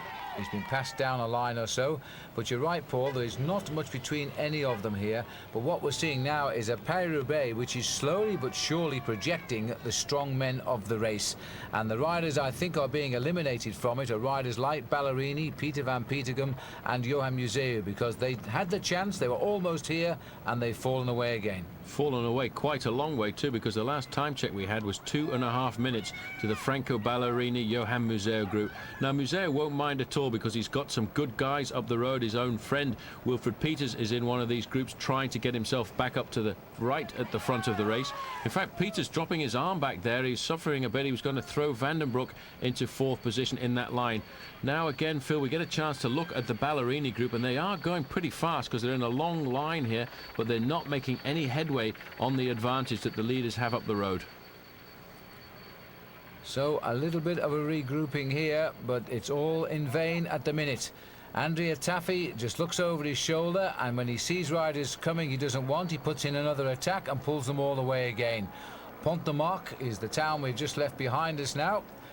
Still the Lamprey boys are trying desperately to shake something out here, but they're having an awful lot of problems, as now Ludo Dirksens tries to get a little bit more interest again. I cannot believe they got as close as they did, 50 metres off the back, and they've fallen back like this. Ballerini should have put the hammer down and closed down that final 10 metres. It was so close you could almost reach out and touch the group in front. What's happening now, though, is the big teams who've got men up the front are burying Ballerini's chances. Johan Museeuw is in that group, but he's not going to get the Mapei boys to chase because they've got 3 Mapei riders up the road. TVM guys in this group won't chase because they've got 4 TVM riders up the road. So it's going to be very difficult, and at the moment all the responsibility is being left to Lamprey, and there are only 3 Lamprey riders in this group. One of them Ballerini, so he's not going to chase. It's not looking good, that's for sure. Now I think this is zone number 8 we've just entered here now, round about 45 kilometres from the finish. Tom Steele's tucked in at the back here of rider 37, which is Joe Plankett. Tom Steele's has done an incredible race, because let's not forget he was in that early morning breakaway and he's still in with the action in this race. You get a chance there just to see how bad some of these cobbles are. They really are very rutted, and you do have to ride over them as fast as possible. The big crowds turning out now because this is a magnificent day for Paris Roubaix, and these corners, Phil, are the most dangerous part of the cobblestones. The group now down to 5 after that crash of Van Dijk, and always on the cobbles now. On the front it's Andrea Taffy. There's a problem for Taffy. Well, Taffy has got a back wheel puncture. They'll have seen him come out. He's in such a hurry here, Paul. He's grabbed a wheel from somebody in the crowd, and he's even changing it himself. Well, I reckon that is somebody from Mapei. This is not normally a legal move, but all of the teams do it. All of the teams have somebody standing on the side of the road trying to make sure if one of their riders has a problem, there is a wheel there. That was a very quick wheel change, and the way he veered across the road, I reckon he knew the face of that person. Well, that puncture has come at around about 35-36 kilometres from the finish here. Now look at this, Tom Steels is backing them off, and that's why Leon Van Bon is having a go, because he's trying to slow the group down. Well, he's obviously not very happy about being left in a group with 3 riders. He will be the most tired of the group, but Van Bon realises the danger. He's going to pick the pace up and give Andrea Taffy a tough ride back to the front. Taffy is back up and riding, but he's now been caught, Phil, by the chase group. He's got a teammate there in Wilfred Peters. He's with the 3 TVM riders and Frank van den Broeke. So he's still got a chance to pull himself back into the race, but that was pretty cool thinking when he switched across there to get that wheel. Well, he's done it, and he's still in the group here, which has just come by him. But his morale, what's that going to be like now? He must have felt so confident, dictating the pace. There's where he did it. He almost took out Leon Van Bon in his rush to get the wheel. Leon Van Bon almost took out George Hincapie as well. But you have to be alert when you ride a race like Paris Roubaix, and I would think his morale now is really rock bottom. He was riding on the crest of the wave. He was riding perfectly over all the sections of cobblestones. He was in a leading group of 5 riders. Then all of a sudden, psss, and the tyre's gone down. Well, he's on the back of a strong teammate in Wilfred Peters here. We've got Van den Broeke also in this group. He knows exactly the time gap now because he's seen both ends of the spectrum. And he'll be saying to himself, I've got to get across again. Can he do it? I wonder. Well, the 3 TVM riders in this group will be of some help, although 2 of them have been at the front of the race for a long time, so they won't be in super form. He will look for an ally in Frank van den Broeke, who I think is riding exceptionally. Maybe not one of the strongest riders on the cobblestones, but he's riding with so much courage when they get on the good pieces of tarmac section that will be a big help. Now the word's gone to Wilfred Peters. Come on, let's get to the front. We've only got Tom Steels up there. Only. Let's not forget he won Wavell Game a couple of days ago. But the disadvantage of having Tom Steels there is he's been at the front for a long time, and he's certainly got heavy legs. He has to be tired. As Zone 8's going to be remembered then by Andrea Taffy. That's where he had his misfortune. Nearly said his malfunction, but he's been functioning pretty well today. As we now move on, and we're heading now towards zone number 7. 7 more sections of cobblestones to come. Frank van den Broeke there, looking okay and pedalling very smooth. He's such a young man, and he's absolutely saturated in natural talent. 24 years of age. In fact, when he started off as an athlete, he was the cross-country champion of Belgium when it was held in his own town of Ploegster, which is just across the border from Armentières. The leading group of 5 riders, and obviously in 4th position. Yeah, 4, in fact, because Taffy's been dropped. The leading group of 4. The last man always now is going to be Tom Steels. He'll sit on the back, and he will be hoping and praying that he'll get some reinforcements from Team Mapei. Well, I can't imagine. He must be delighted with the fact he is sitting on the back, with every just reason to do so now, because he's been up front for so long. He's got to be feeling this pace. But this is great for George Hincapie. It's now down to 4 riders. If this race situation stayed as it is on the road, he would at least equal the record of Greg LeMond as the best placed American rider in Paris Roubaix. I think George wants a podium place today. He's certainly riding like he deserves it. So a helicopter hovers over the field here, which is group number 3. As they leave zone number 8, they may not even know that Taffy punctured in that zone as Dirksons tries to continue to pull his team leader up towards that front group. But I do feel it's all in vain now. At this moment in time, I reckon Franco Ballerini's asking himself, did I make the right decision switching across from Mapei to the squad of Lampre? There's Stefano Zanini, another 4th place finish for him in Paris-Roubaix a couple of years ago. Marcus Seberg going through there as well. Peter Farazijn, Emmanuel Magnin in the white jersey, Bart Leijzen, Sevgeny Spruk, Schmiel, Van Pietergem. And the World Cup leader's not having such a good day today, is he? Well, he's probably celebrated his victory in the Tour de France a few times last week, because for him, he reckoned it was the most important race he could ever win. But in the front group of 4, Phil, there's no organisation. They're very upset by the fact that Steels is sitting on, because you never want to take a man like Steels to the finish anyway. Whether or not he's tired, you put him on a finishing straight and he's going to go like a drag racer. Of course. And George is also aware of it too. And he's not a bad sprinter himself in the right company. George Hincapie. Leon Van Bon is another good fast sprinter too. And so is Joe Plankert. Yeah. Finished second here in Roubaix, winning the sprint for second place a couple of years ago. But now they're all losing momentum because they realise sooner or later the power of Taffy. And Taffy, with Wilfred Peters, must certainly come back up to this leading group of 4. Well, they're getting disheartened by the fact they're towing steels, that's for sure. And they're having to do all of the work. But where is Andrea Taffy? We've gone back here to the group containing him. That was the wheels of Wilfred Peters we were looking at. Servais Knaven is the rider tagged on at the back. He's also been in the thick of the action as long as Tom Steels has today, as indeed has Stefan de Jong, getting something out of his back pocket there. And they could be dragged back into this lead group at any moment. Well, their disadvantage from the leaders is around about 25 seconds at the moment, so Taffy won't worry too much.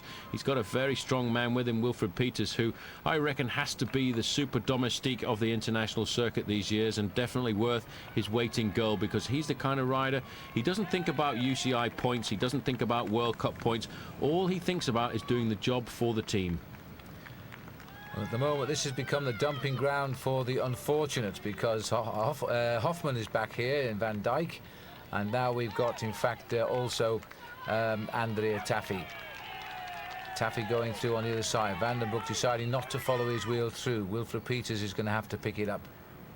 Wilfred Peters can't pick it up. Sorry, boys. I'll just have a quick breather here and leave it up to the grey train.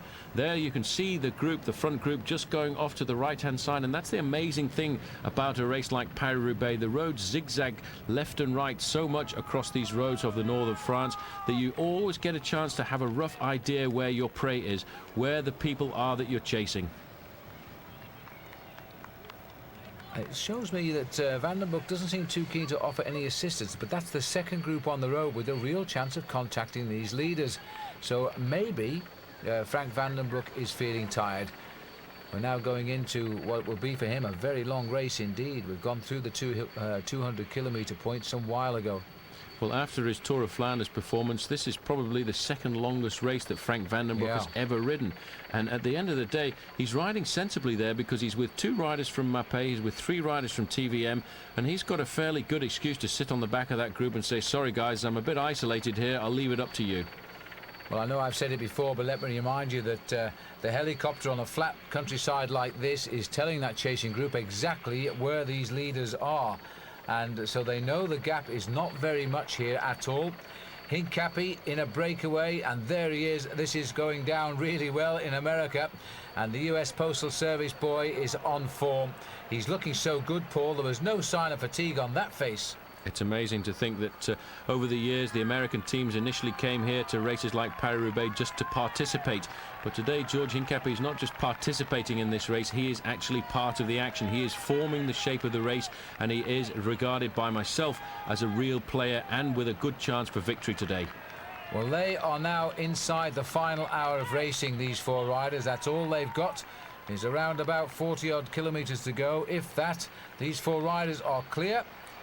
And one would expect now that the group behind are going to have to do something about it. We're on the outskirts of Lille, actually, because that's Lesquin and the airport there, which is the servicing airport for this part of France and Belgium. And the boys now, well, the way they go to Roubaix is still a lot longer, but you could get to Roubaix in approximately 15 minutes from here. That's the amazing, torturous thing about Paris-Roubaix. You are never in the final hour of racing very much further than 20 kilometres away from Roubaix, but the race now has to zigzag across the countryside to find these sections of cobblestones, and they are very difficult sections of cobblestones. Many of them, in fact, have preservation orders on them to try and keep them around for the Paris-Roubaix to come. George Hincapie leading them around the corner there. No slowing down on those cobbles. What a wonderful race. What other sporting event in the world would bring out these thousands of people into fields to watch bike riders race over cobblestones? And we have an American and a Dutchman up here at the moment rubbing shoulders, a Belgian national champion and Joe Plankert, and they're working well together. This is further down now. It looks as though this is the Taffy group which has been split. Now, who's done the work? Well, this is split completely. There was Servais Knaven going out to the back. This is Hendrik van Dijk coming up here. The next man we're going to pick up is, in fact, Frank Van den Broek, and there's 2 more riders up the road. Well, it's got to be Peters and Taffy because they're the only two left here. And in fact, Van den Broek trying to get back on terms with them. We never saw them actually go, but they must have jumped one of them, and my guess is it would be Taffy, as soon as they started Zone 7. Well, he's been the strongest man so far over every cobblestone section. He used the TVM riders very sensibly there. He worked with them to reduce the gap, to keep it within a reasonable distance. And then once they hit the cobblestones, he and Wilfred Peters put the hammer down. And you can see, in fact, the front group is just up there. That bit of chaos, those few motorbikes, that is what he's aiming for. Well, Andrea Taffy and Wilfred Peters, the riders who rode so well in Paris Roubaix last year when they were second and third, are now moving towards the leaders yet again.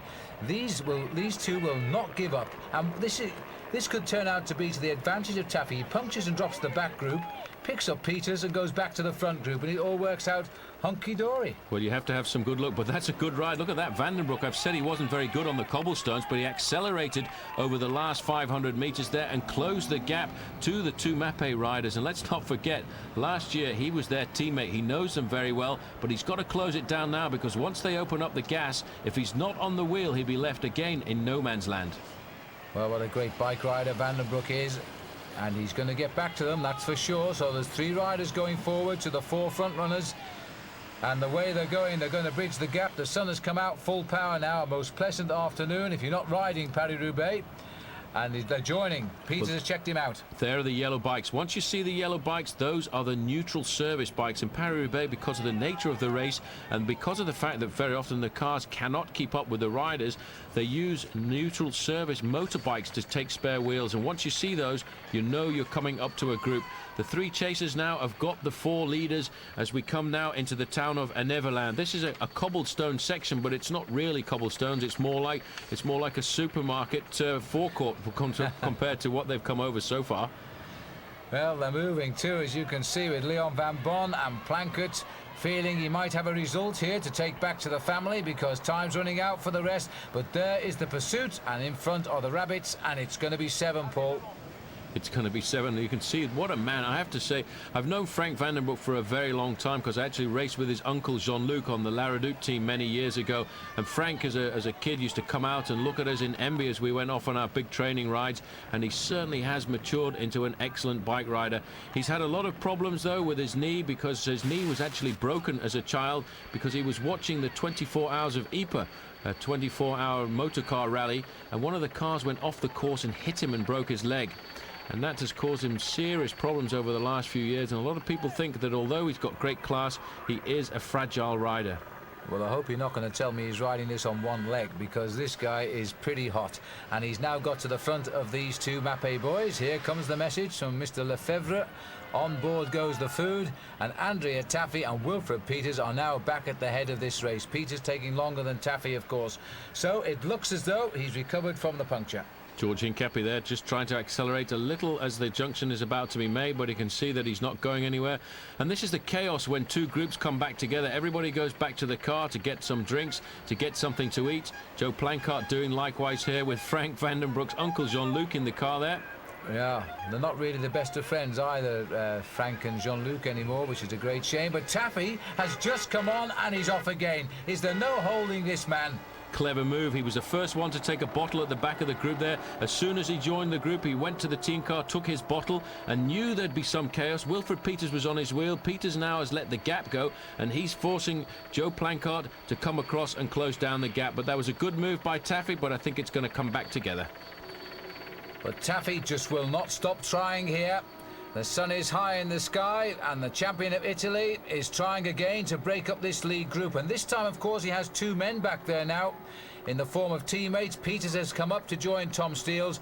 We just don't know how tired Tom Steels is, but he's been out front for an awful long time. As I say, in the region of 28, 29 kilometres left to go. And now there's two riders in that chase group will not interfere with the attack of Taffy, so it's going to be left to George Hincapie and the others to have a go. Steele sitting at the back and Wilfred Peters there spoiling the chase at the front. Advantage at the moment, definitely running the way of Andrea Taffy. That'll certainly play to the advantage of Taffy having two guys sitting on this group of 6 behind, but I felt certain that there, when they started to move up to his wheel there, Joe Plancart was going to close it down. He came to within 5 bike lengths, and now he's hovering at about 75 metres off this group of 6. Well, this is a very different Paris Roubaix to what we normally see. These riders have had to come up in small groups to contact the breakaways rather than a big working party. This man has been nothing but trouble all day with his constant attacking, and now he's making his final bid for home. And I don't know whether he might have found himself out front too soon, but he's certainly, looking at his face here, he's definitely making this the one that will count. He's looking at about 30 kilometres to go to the finish line. He's just getting down to the job at hand. He's not a great rider solo against the clock. In fact, he did have one victory to his credit in a time trial as a professional, and that was at the opening stage of the Tour de Langkawi last year. But the majority of his victories, Phil, have always been lone victories, so he does like to get out and win on his own if he can. But for the moment, he's got a long way to go. A pro for, well, I guess this is his 11th season now. He turned pro in 1989. He's had 26 wins so far. And the group behind now are going to be annoyed by the fact they can almost reach him but can't at the minute. Vandenbroek swings off the front now, takes a good look at the other riders. Hincapie goes through, puts his head down and gives it maximum effort and then swings off. So they're doing short turns, Paul, so they're trying to get back to him. 32 years of age. He had a very good start to the season again this year at the Tour de Langkawi. Although he didn't come up with any victories, he was always in his usual attacking style. But then when he returned from there, he had a bit of a problem with his wisdom teeth and had to have an operation and had 2 of those removed. But he seems to have bounced back from that little operation, and at the moment he's trying to get himself into a reasonable rhythm. But it's a long way to go. You're looking at an effort here of around about 45 minutes. So if he's going to try and stay clear of those riders behind, he's got to find himself a good tempo, one that he can sustain. Well, just look at this now. Look at that face. This is the part that hurts when you try to build the leads. He's allowed himself a little look over his shoulder to see if the reaction is good or bad, but he's about the same. He doesn't seem to be going clear just now. Frank Vandenbroek coming to the front, but you see Mappé playing a very good move here. Whenever they start to get organised, a Mappé rider comes up in second place and forces Van Bon to take a longer ride round to keep the line going. That breaks up the rhythm of the chasers. 6 men, and there now the gap's starting to open. It's around 200 metres now, and they've got to try and nail him back pretty rapidly, because once he gets onto the cobblestone sections, that'll be hard to do. Look at the speed, 60 kilometres an hour. We're on flat roads. That's 38 miles an hour by Andrea Taffé. Well, the French are pretty proud about the solid railway track on the left of him here, because that's their famous train of Grande Vitesse, the very fast train that can top 300 kilometres an hour. And this man here is pushing the Paris Roubaix up to levels we don't normally see as well. A great ride by him, but he doesn't feel all that confident. All his attacks so far today have come to nothing. This is why he keeps looking over his shoulder, just to try and see if he is opening up the gap, because he realises there are some strong riders in that group behind, guys like George Hincapie and Van Bon who can work well, but his big advantage is having 2 teammates in the group there. Well, he couldn't get much closer to the grass line of the course there, but he's okay. This is smooth road, he hasn't got to be there. But he's making sure now that he keeps this rhythm and tries and gets out of sight and out of mind. He's pushing it ahead now. He's probably about 20-25 seconds at the minute in front of the pack. But as I said, and as Paul has said, those 2 Mappé riders at the back are now doing wonderful things in breaking up the concentration of that chase group. A huge armada of motorbikes right behind Andrea Taffé, and each one will take turns to move up to the front to take a picture of the man who is currently leading Paris Roubaix. A popular rider, not only with the riders but also with the press, because he's always in a good mood, always got something decent to say. Well, those legs, as he concentrates, are tapping out the message. 2nd and 3rd in Paris Roubaix, they're saying, but we've never got there for the win yet, and now that's hopefully will be what it will be next time. Francesco Moser used to love this race. He won it 3 times straight, and he really was the man to beat on each occasion, and he didn't get beaten, of course. This rider has been beaten, but he dreams one day he might get the cobblestone to take home. By the way, his wife Gloria is waiting at the finish, and so too his young son Tommaso. And so if you don't really need much better of a magnet than that. Great position, Andrea Taffé, longe line stretched out on his machine. He looks just like a track pursuiter. This is the group behind, the group of 6 riders. Jean-Luc Van den Broek coming up alongside there to have a quick word with Joe Planckaert, encourage him to keep the pressure on, try and encourage the other riders in the group to work. And in fact, a little shout from the man in the back of that car there, that was Jean-Jacques Van den Broek, the father of Frank, who is wearing the white and red jersey of Cofidis.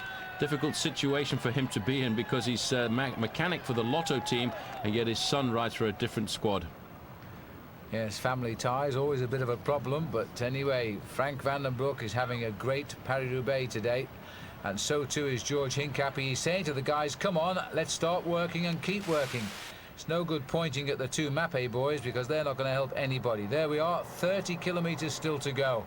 And at this speed, that's going to take Andrea Taffy 40 seconds. He's looking good. He's tapping out the rhythm now, and he knows that there are a few sections of cobblestones to go which are still pretty tricky. You've got the cobblestone section at Sisouin, and then one of the most tough, difficult sections in the final kilometers, the Pavé de l'Arbre, which is built up into two sections. And he'll be thinking about the fact that even though you're in the lone lead, there's always a possibility of mechanical failure.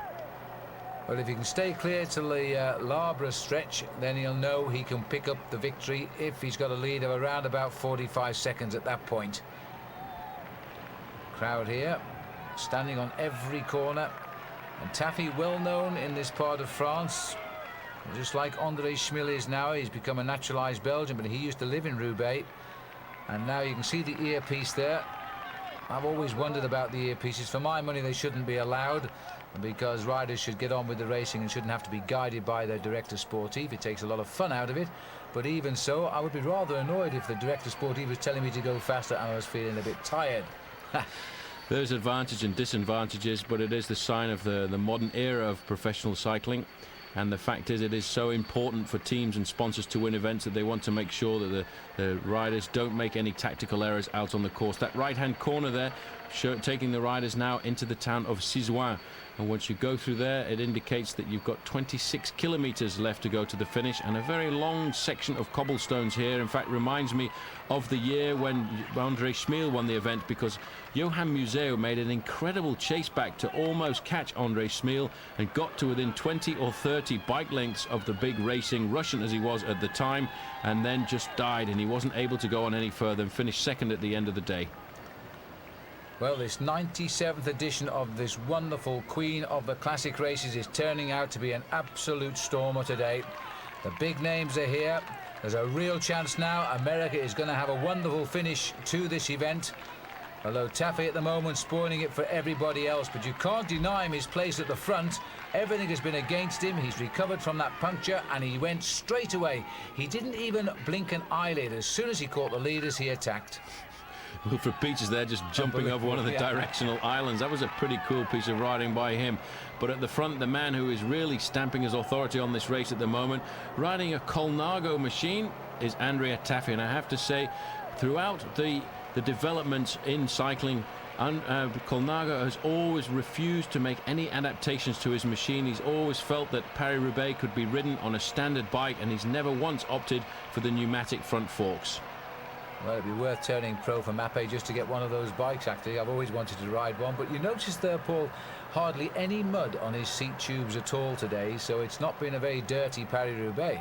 It hasn't been dirty at all. There was a lot of threat of rain over the last couple of days here in the north of France, and many of the riders opting to go and ride the course on Friday just to see what the conditions were going to be. And one of those men is a little bit further down the road at the moment, Johan Museeuw, because he only made the decision at the very last minute as to whether to ride this event or not. Joe Planckaert taking on food as George, Joe and Leon are the pace setters now, while Tom is not doing too much. Frank would like to. I think he's getting a bit tired, and Wilfred certainly isn't. They'll start to get a bit annoyed at having these passengers on. It really does get into the morale and wear you down, having a guy like Wilfred Peters and Tom Steele sitting on a breakaway. Van den Broek, the team manager of Lotto there, constantly coming up to the front, constantly talking to Joe Planckaert, trying to encourage him to organise the chase with the other riders. This now is the group of Franco Ballerini, more than 3 minutes behind the leading rider Andrea Taffy on the road. In this group, Johan Museeuw, André Schmil, Peter van Petegem, the names that we talked about as the big favourites before the start of Paris-Roubaix this morning, and they have been leaving all of the work in the group still to the mauve and pink jerseys of the Lampre squad, and again it's still Ludo Dirksen on the front. Well, what a hapless lot they are too. The Lamprey brought their team leader to almost within spitting distance of the group, and then they fell away again. I guess Ballerini made the effort too hard and didn't have the legs left to finally close the gap. They've fallen out of it now. Frankie Andreu passing through there as well, which is good to see him. Always enjoyed his Paris Roubaix, Frankie has. Eric Zabel, who was up with the leaders, is now back in this bunch. They've just come in the picture there in that white jersey. You have to wonder, Phil, about that corner coming on the cobbles at Orchy, and if in fact Franco Ballerini hadn't taken it so fast, if he hadn't gone slightly off course there and he'd taken a fast move around that corner, if that would have given him enough to get onto the back wheel of the chase group of Andrea Tafi, that could have been the most important part of this race for Franco Ballerini today. Well, at least he has the consolence that he has won this race on 2 previous occasions. But look at this now, into the dust of the cobblestones being caused by the cars pulling away from the head of the race here. And Taffy just pushing so hard over the cobbles. A little bit of dust in the sides there, which is what he's trying to ride on rather than the stones. But it's a very difficult piece of pavé, this, especially when the crowd is so close to you. This is the cobblestone section at Cizois, and you can see Taffy dragging himself right across to the left-hand side. They're riding as close as he can to the hard piece of dirt which is on the side of these cobblestone sections. This is something you can only do on a day like today, and days when Paris-Roubaix is wet and damp. You can't even dare to go to the edge of the cobblestones because it is just so dangerous. But the speed of Andrea Tafi over these cobblestones is absolutely remarkable. He's a lot stronger over these sections than on there. You can see, in fact, he was having to lift his bike over a section where the cobbles were starting to break up a bit, but he's got the control. He was out of the saddle, almost lifting his bike into the smoothest part to try and avoid any chance of an impact puncture. But he does ride these cobblestones magnificently, doesn't he? He keeps his pace, speed up all the time. He rides heavy gears because that's the best way to get over them. Ride them fast and down the middle if you can, and hope nothing goes wrong. And this is the crowd we used to see, of course, in the forest of Orenburg. Then they would move across here to see this, and then they catch up on the radio to see who wins down the road in Roubaix. Leon Van Bon, Tom Steels, and now Mappé have got second and third wheel here, which is not a good sign. Tom Steels, he must be riding on pure morale at the moment, knowing the fact that he has to defend this right up to the final kilometre. He's sitting there in second position. He's obviously hurting, having been at the front of the race since the opening kilometres, but he's just sitting there on the wheel of Leon Van Bon, hoping to discourage the chase. Well, they just about see the road, never mind the leader right now with the crowd here.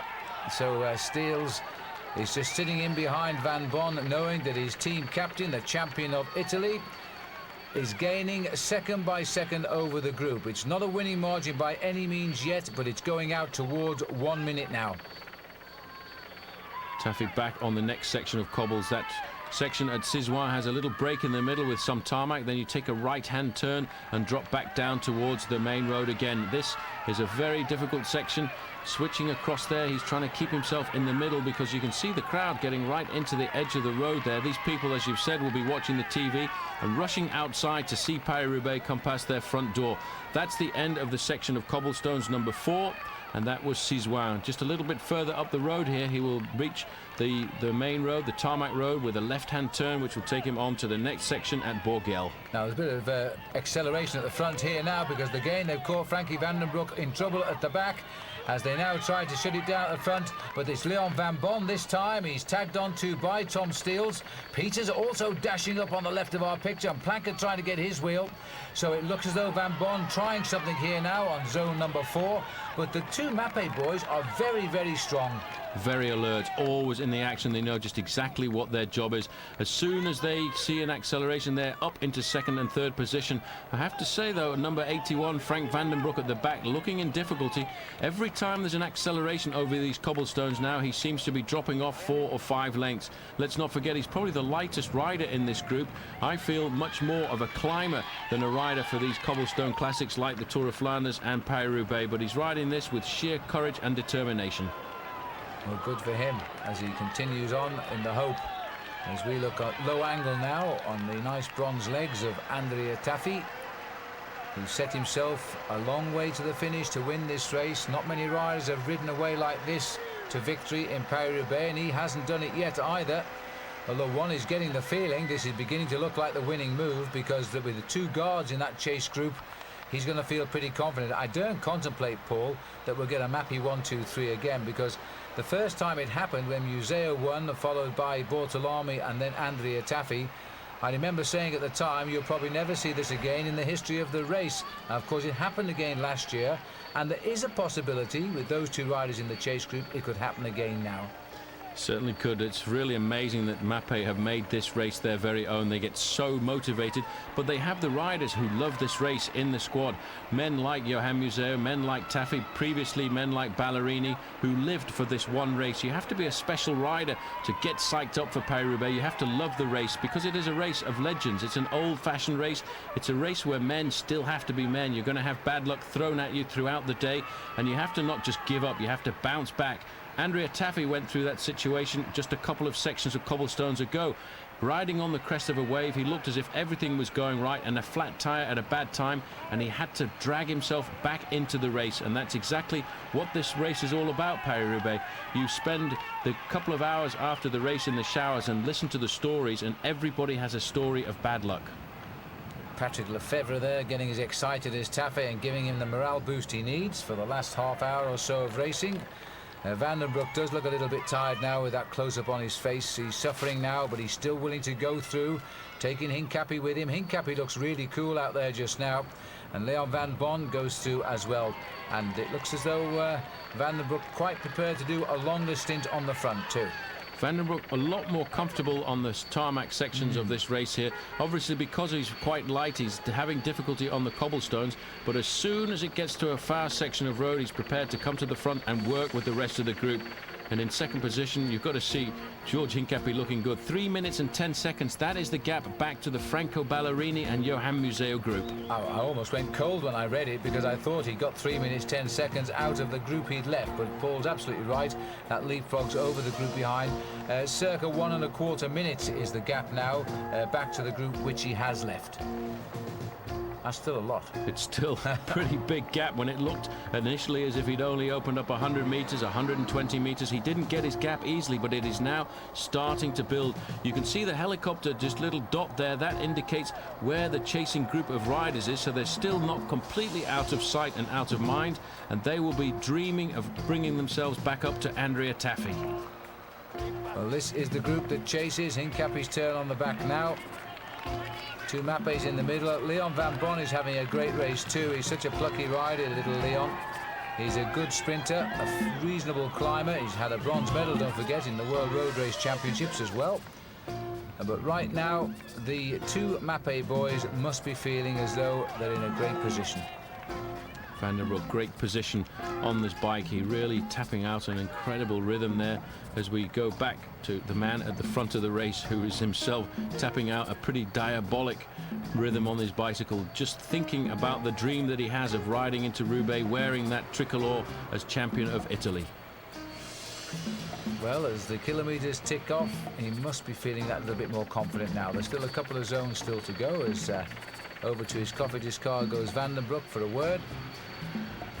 Considering he wasn't going to ride this event, he's now in the race for second place right now, as to is George Hincapie, of course. Let's not forget that. George riding a sensible race, obviously trying to take advantage of for all of the other riders in this group here, trying to conserve as much energy as possible. He has launched some pretty serious attacks on occasions as Tafi now goes past the 20 kilometres to go banner. He'll take a left turn here onto this pretty difficult section of cobblestones here. Section number 4 is known as Bourgel, and almost immediately after this section there is a long 1.8 kilometre section, the Rue de Bouvines. This looks like the stretch of cobblestones where Sean Kelly once snapped his handlebars or his forks. I can't quite remember which it was, but I know he was in desperate trouble at the time. It's the one section too where the cobbles are bad, and if there's any loose parts after a day of banging over these stones, then they'll begin to fall off about now. Tafi's making easy work of it. The crowd really urging him on. He's a popular rider with everybody here because of his performances in Paris-Roubaix in the past, as you've said, third and second. He's still got the power to stick in the middle of the cobblestone sections. You can just see the crest there in the middle. He drops down a little bit because it is smoother towards the left-hand side, and he's keeping the power on, keeping himself as fast as possible. And the faster you go over the cobblestones, it is hard to believe, but it is a lot easier. And still he trundles that big gear, his whole body behind the pedals right now. He just doesn't alter his style on that bike at all. He just holds his hands in the middle and keeps pushing back to the 20 kilometers to go. Didn't seem like much over a minute to me as we now look to as these riders swing on to the next sector of Pavé as well. Look at that good tactical move there. First and second around the corner, the two Mapei riders. They will try and slow them down even more on this cobblestone section. The thing about the cobblestones is you cannot organize a chase. It has to be one man on the front setting the tempo, and that is going to now go into the advantage of Mapei. They've put their two men round there at the front of this group. They will ride at a pace which is just uncomfortable, but will prevent somebody else taking over the pacemaking. And by the end of the section, it will give the advantage again to Taffy, who may well be able to open up a further 10 or 15 seconds advantage. And just think, George Hincapie himself had the chance of signing for Mapei this year. He didn't take it. He wanted to stay loyal to the American outfit. And while that should be applauded, I wonder what he's thinking now. If he had the Mapei shirt on his shoulders, who knows? If he had the Mapei shirt on his shoulders, he'd probably be riding the defending role for Andrea Taffy. Taffy further up the road. You can see this in the bad weather can be a terrible section. You have grass pushing up through the cobblestones there. This section, in fact, is where my best man crashed when he was in the leading group with Sean Kelly a few years ago. Alain Bondu, a former two-time world pursuit champion, he was in the group with Kelly here, and he fell off on the side of the road and chased Kelly all the way to the finish line and never managed to make it. And Kelly finished first across the line ahead of Rudy Rogiers. And Alain Bondu, who retired not long ago, he's now involved with the Cofidis team, and he's got a man in the breakaway here in the form of Vandenbroek. The breakaway not here, but there, I should say now, because this rider is slowly but surely pulling clear of them, and it's all happening because the Mapei boys are controlling the front of this chase. And I think the impetus going out of it too, because they know in the heart, I think, they're not going to catch Taffy now. Plankett is hardly accelerating up here. He's more interested in picking his way between the couples, and also George Hincapie likewise, and Leon Van Bon. But I can't get over the apparent strength here of Tom Steels, because he joined the leaders today after 30 kilometres and he's still there. Great ride. Fantastic performance by Tom Steels, the Belgian champion. First this week in Gent-Wevelgem today, riding off in that early breakaway, which went clear after just 30 kilometres, getting to the cobblestone section in the lead, riding a defensive race after that, and now he's still got the power left to do the work for his team, Team Mapei. But he's obviously boosted his morale by the fact that they are in a strong position. He knows that whatever happens, if Taffy gets caught, I reckon a man like Wilfred Peters could win the race today, because Peters is just sitting there. He is looking very comfortable, while you can see the laboured style on the front of Tom Steels, and it's not surprising it's laboured after all of the effort he's put in today. That's rather a nice shot from the passing cameras as the riders appear to be riding on thin air. They keep gazing around to see if they can work out where Taffy might be as they race along these cobblestones, the route taking them round to the right now into one of the final towns before we head up through Hem down to Roubaix. And now in Confins-en-Pévèle, and this is the right-hand turn to the very difficult section of cobbles, the Pavé de l'Arbre. Now the first part of this cobblestones is known as the Pavé Bleu, or the blue cobblestones, and the reason is because they're made of a very dark blue granite, and when it's wet, these are the most treacherous section of cobbles, I think, in the whole of Paris Roubaix, and there have been some pretty impressive crashes here in the past. Well, just about, let me see, just about here, I think it was, Paul, when Jonathan Boyer made a spectacular somersault off the course and into a ditch. It was there, actually, on that bend, that's right. And Jonathan, of course, one of the top American bike riders just before Greg LeMond took control of that situation. Boyer, the first American ever to take part in the Tour de France. Yes. And then a certain rivalry built up between him and Greg LeMond, but Greg, in fact, went on to win the Tour on 3 occasions. And Jonathan Boyer still comes to visit the Tour de France most years now, and he really still does enjoy following the sport of cycling. But Taffy is riding exceptionally well here, Phil. He's digested those cobblestones pretty easily, and the crowd being very decent to him, standing further back, allowing him to use that little band of dirt, which is quite hard at the side of the road. Either that or very knowledgeable, knowing that the riders will steal that road off them anyway and push them in the ditch if they get half a shot at it. You may have noticed a lot of bicycle tracks going through the mud there. Well, there's no riders in front, of course, except there is a 2-day mountain bike race now to Roubaix, finishing on the stadium. That'll already be over in Roubaix. and has been won by a Mapei rider. Now I wonder if that's an omen. It may well be an omen. There are 2 Mapei riders in this group. George Hincapie is still looking very good. He will feel fairly confident now that this group will stay together, and he would have a pretty good crack at second place, or at least a place on the podium, because I've never seen George ride this well in Paris Roubaix today. The conditions have been perfect. The road is dry, the sky is blue, and I tell you what, it has been a very fast race. But Andrea Taffy is not weakening at all. He's flying here up the Pavé de l'Arbre, and in fact he's almost got time to stop for a coffee at the top. Well, not quite that gap yet, but it's growing all the time thanks to the slowing down tactics. Oh, that was a wide one. Almost overshot the corner there, but he pulled it back into line. And Andrea Taffy, let's have another look at that. It went a little bit sharp left there, and he's just skidded across the crowd line. He's okay, and Taffy's lives, survives. Call it what you will, but he's still building on his lead over that chase group.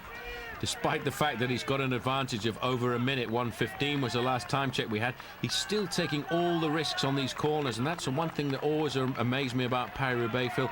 The speed and risks that guys take on these corners. They're going round them as if they're normal tarmac corners at speeds of 40, 45 kilometres an hour, although Andrea Taffy did nearly lose it there. And it looks as though Van den Broek again is losing it on a stretch of cobblestones. He's been in difficulty now on the last few stretches, as he tries to keep that breakaway in sight. He knows if he can just hold them once onto the smooth road, he'll get himself back into the action.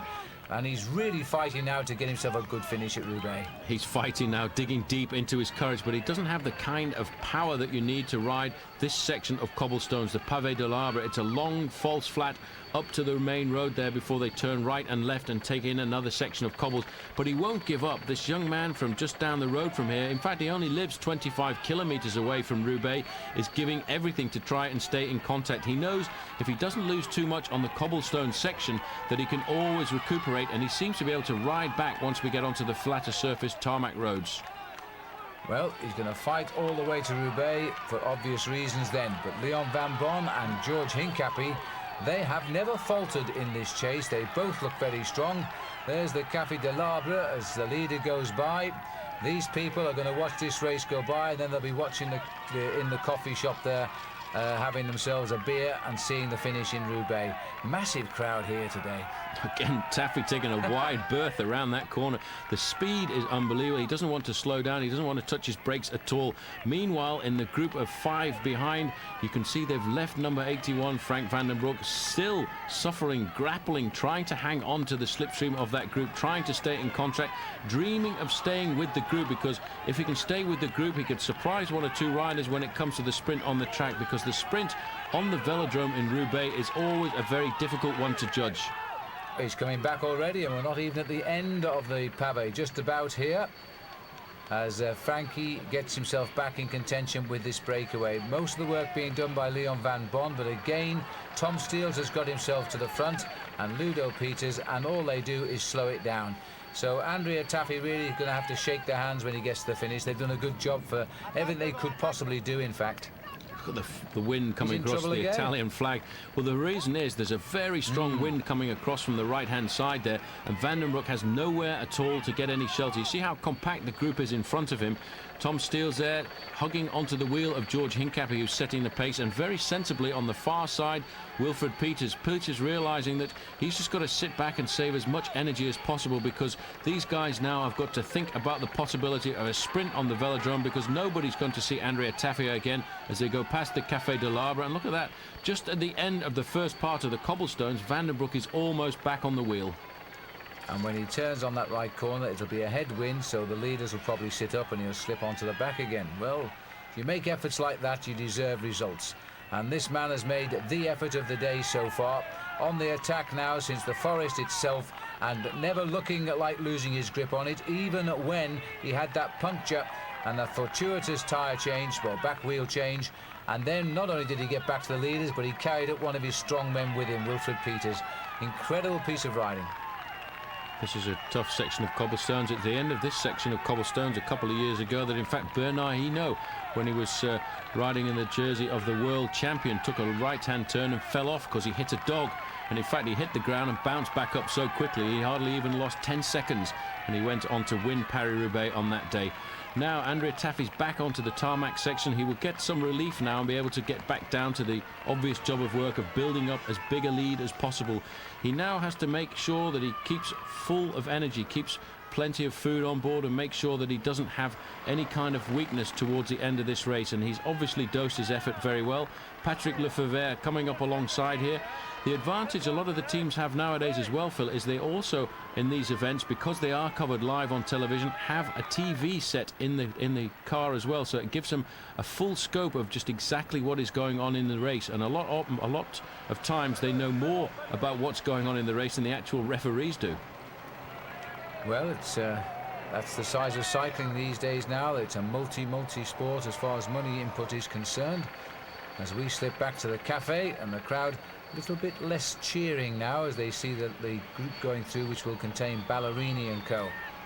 Frankie Andreou still in with the group on the back of Ballerini's wheel. In this group still Johan Museeuw, Schmiel, Van Petegem, the big names of Paris-Roubaix, but Frankie once again flying the flag for US Postal Service in with the big names of Paris-Roubaix. He's done a great job. He said he didn't feel too good this morning. He felt that the advantage would certainly go to his own teammate George Hincapie. Well, he was right on that, but his form is not too bad either. Well, he's still in that very same position he was in when he attacked. He hasn't moved. His legs just keep going round, rather metronome-like, but the gap is now pushing out. He is actually building his lead up now to 1.5 minutes, so he is still going clear as Roubaix gets closer. Frank van den Broek surviving over these last sections of cobblestones, dragging himself back onto that group of 5 riders, making a 6-man chase group, and still at the back of the group his former teammates Tom Steels and Wilfred Peters, allowing everybody else to do the work. There's a split now. Hincapie's gone away again, and immediately Tom Steels launches an attack to get across there. Well, George, really, if he could just get somebody off the front and settle down to the chase, it is not impossible. But if it doesn't happen very soon, then Taffy will win this race for sure. Great reaction there by Tom Steels, and immediately coming across there, and that's discouraged Hincapie. Hincapie doesn't want to insist with that effort anymore, and again the whole group coming back together. 6 riders, and in 6th position as he has been for the last few kilometers. Frank van den Broek recovering once more. The team manager coming alongside here, Bernard Kilfen, will be quite astounded, I think, to see his man in this leading group, because we've said on a couple of occasions, big discussions this year about the fact that Frank van den Broek was not supposed to ride this event. He's supposed to save himself and prepare for next week's Liège-Bastogne-Liège. Well, he's ridden fantastic today, and he's still going to be in at the kill if he gets his way. I don't know what he's like on the track, mind you. His uncle, Jean-Luc, was excellent. I think he was a junior world pursuit champion in his formative years. He was Jean-Luc was in fact a junior world pursuit champion, an excellent rider on the track, and then became an excellent time trialist, but completely different rider to Frank. Frank is much more of an aggressive rider. Jean-Luc had to win races on his own. He had to try and get off the front and win in a time trial method, exactly the same way as Andrea Taffy is doing now. But I have to say, Frank is definitely an aggressive rider. He goes for the brakes, and he has got the explosive acceleration to get away from the rest of everybody in a field. Well, last year, Andrea Taffy's real big win was the national title when he won the Italian Championship, but he got second in Paris-Roubaix. He's now 6 miles from the finish here. He also has always been a World Cup rider, 4th in the San Sebastian race and 4th in the Grand Prix Suisse, all that happening last year. We saw him win in Rochester in Great Britain when the Rochester Classic was a World Cup counting event in 1997. And the same year then he finished second in the Amstel Gold Race, and he won Paris-Brussels. So he's also won the Tour of Lombardy, of course. That would have been in 1996. So he's no stranger, Paul, to winning the big event. But I wonder, he'd probably trade all of those in for this victory right now, because this is the classic. As far as Andrea Taffy is concerned, this is the classic. This is the classic he's dreamed about. Even for an Italian to win the Tour of Lombardy, it was a great thing for him. It was a great performance. But he felt more at home on Roubaix, on the roads, on the cobblestones here. He's always wanted to win this race. This for him will be the most important victory of his career, as long as he can get there without any mishaps in the next 20 kilometers or so, because it is still possible to have some problems sneak up. Lady Luck is always in attendance when it comes to Paris-Roubaix, and it's on this penultimate section of cobblestones here as we go to the section at Hem that in fact Henny Kuiper nearly lost his Paris-Roubaix. He was on that section of cobblestones which zigzags across the fields, and he was flicking from one piece of tarmac to the other when he ripped his back tyre off, and the mechanic couldn't get the wheel out, and it was absolute panic for 30 or 40 seconds while the mechanic ran back to the car to get a spare machine, and Henny got up and got going again and managed to hold off the attack or the return of the riders behind. And it's still the thing about Roubaix is the race doesn't finish until you get into the velodrome. That's for sure. The sun on his back right now as he races towards the finish in the velodrome, where, by the way, there is an enormous crowd waiting for the arrival of whoever's going to win. It looks like this man now. They can see him on a huge screen, and so they know exactly where he is. They'll appreciate this sort of effort today as he now runs into the closing kilometres. We are just about 8 kilometres from the finish. Tuffy went round that corner again like all the previous corners he's taken at full bore. No thought of slowing down, no thought of trying to take it carefully. He wants to build up as much advantage as possible because he knows anything can happen over the next few kilometres. But still, as you said, Phil, the position has never changed. He's in that kind of low-profile time trialing position, which in fact the UCI, the international governing body, has tried to get rid of by banning the Spinacci bars, the clip-on handlebars that many of these riders adopted for attacks like this. And many riders still getting down into that position because they feel that it is aerodynamic and they can exploit a lot of their power. Well, there's from the helicopter, which isn't flying very high, is it? Just a good lens on the camera, I guess. But there are the leaders trying to chase down the leader of the day. And, well, Taffy is looking pretty cool and smooth out there now. And look at the two Mappe boys having a chat. Tom Steele speaking with Peters. To me, Peters is the obvious candidate to try and break clear here. But at the moment, it's George Hincapie who's gone again. Hincapie riding a fantastic race. Immediately, though, the cover came from Tom Steele's. As soon as he saw that attack, Steele's has still got the explosive energy to get across to these attacks. And if this group stays together, he has to be looking at second place because he is the top sprinter at the moment. He won Ghent-Wevelgem a couple of days ago thanks to Wilfred Peters and Johan Museeuw. And if he can just hold on to the velodrome, he'd be looking at a podium place. Such a complete team. Now, this man's latest time check, 2 minutes and 2 seconds is the gap now. And so that should do it as he continues to gain time over that chase group. Well, that's unbelievable. It was so difficult for him. He's attacked so many times today. He's attacked over every section of cobblestones. And when the final attack came after his comeback from that puncture, he was very difficultly opening up that advantage. It started off at 50 metres, it went to 75, and it seemed to hover at 100 metres for an awful long time. And then eventually, I think they just laid down arms. They just couldn't pull back this man who was flying away at 60 kilometres an hour. Picking his way over a few cobblestones and onto the rickety-rackety sidewalk there, which is all tarmac anyway, as he still continues to push round those heavy gears and keep the pressure on those pedals. I would just love to be inside his mind like now just to hear what he's thinking about as he comes towards Roubaix. Just wants to tap out the rhythm. He can feel the pain in his legs, but today the pain is much more acceptable because he's in the lead in Paris Roubaix, the race that he's been dreaming about since he was a kid, since he saw Francesco Moser ride onto the velodrome wearing the tricolor jersey as champion of Italy, and he is just dreaming about doing exactly the same thing today. Tom Steele is doing a great job in the group behind, just sitting there waiting, leaving these other guys to set the pace, do their turn at the front, keep the pressure on. But all the time, Phil, despite the fact there are 5 men working here, they're losing time. They're losing time because of the brilliant blocking tactics being done there by the two Mappe riders, who go through and then slow it right down when they feel it's going to go somewhere. Second to last sector of Pavé now. We've just seen Taffy complete it, and now we're seeing the chasers go on. 2 minutes is the time gap now. And still behind, remember, the big names who never really got to the front of this race all day. For once, the first breakaway didn't actually shape the race, but it very nearly has done because Tom Steele is still here from that group. Great performance to be able to do that. Let's not forget, at the end of the day, Tom Steele will have been in the action of this race for 230 of the 260 kilometres, and still he's got the courage and the determination to keep covering these attacks. That last attack by George Hincapie immediately was covered by Tom Steele. Steele's realising that the big danger man, if it does come down to the sprint, is going to be Hincapie, because Hincapie has won stages in the sprint before. He has the ability, I think, to develop into a top-class sprinter, just like Mario Cipollini. He's got the same build as Cipollini and a similar turn of speed. And that little group down there has slowed down rather dramatically at the moment. And Frank van den Broek, who's yo-yoed on and off the back, is on at the moment, hanging onto the back wheel there of Wilfred Peters. An incredible rider, Van den Broek, to be able to recover and bounce back from the Tour of Flanders last week, where he finished second in a very close sprint with Peter van Petegem, and now, after a bit of rest and recuperation this week, be taking part here in Paris Roubaix. He's won almost 45 races in his career so far, which is quite remarkable when you think he's still only 24 years of age. But this man a little bit older than that right now, having ridden as a pro for 11 years. Started off with a win in the Tour of Luxembourg back in 1989. We first saw him racing in Florida in the old Tour of the Americas. And I thought he was just an Italian domestique, and he won 2 stages back-to-back down there in Fort Lauderdale and Miami.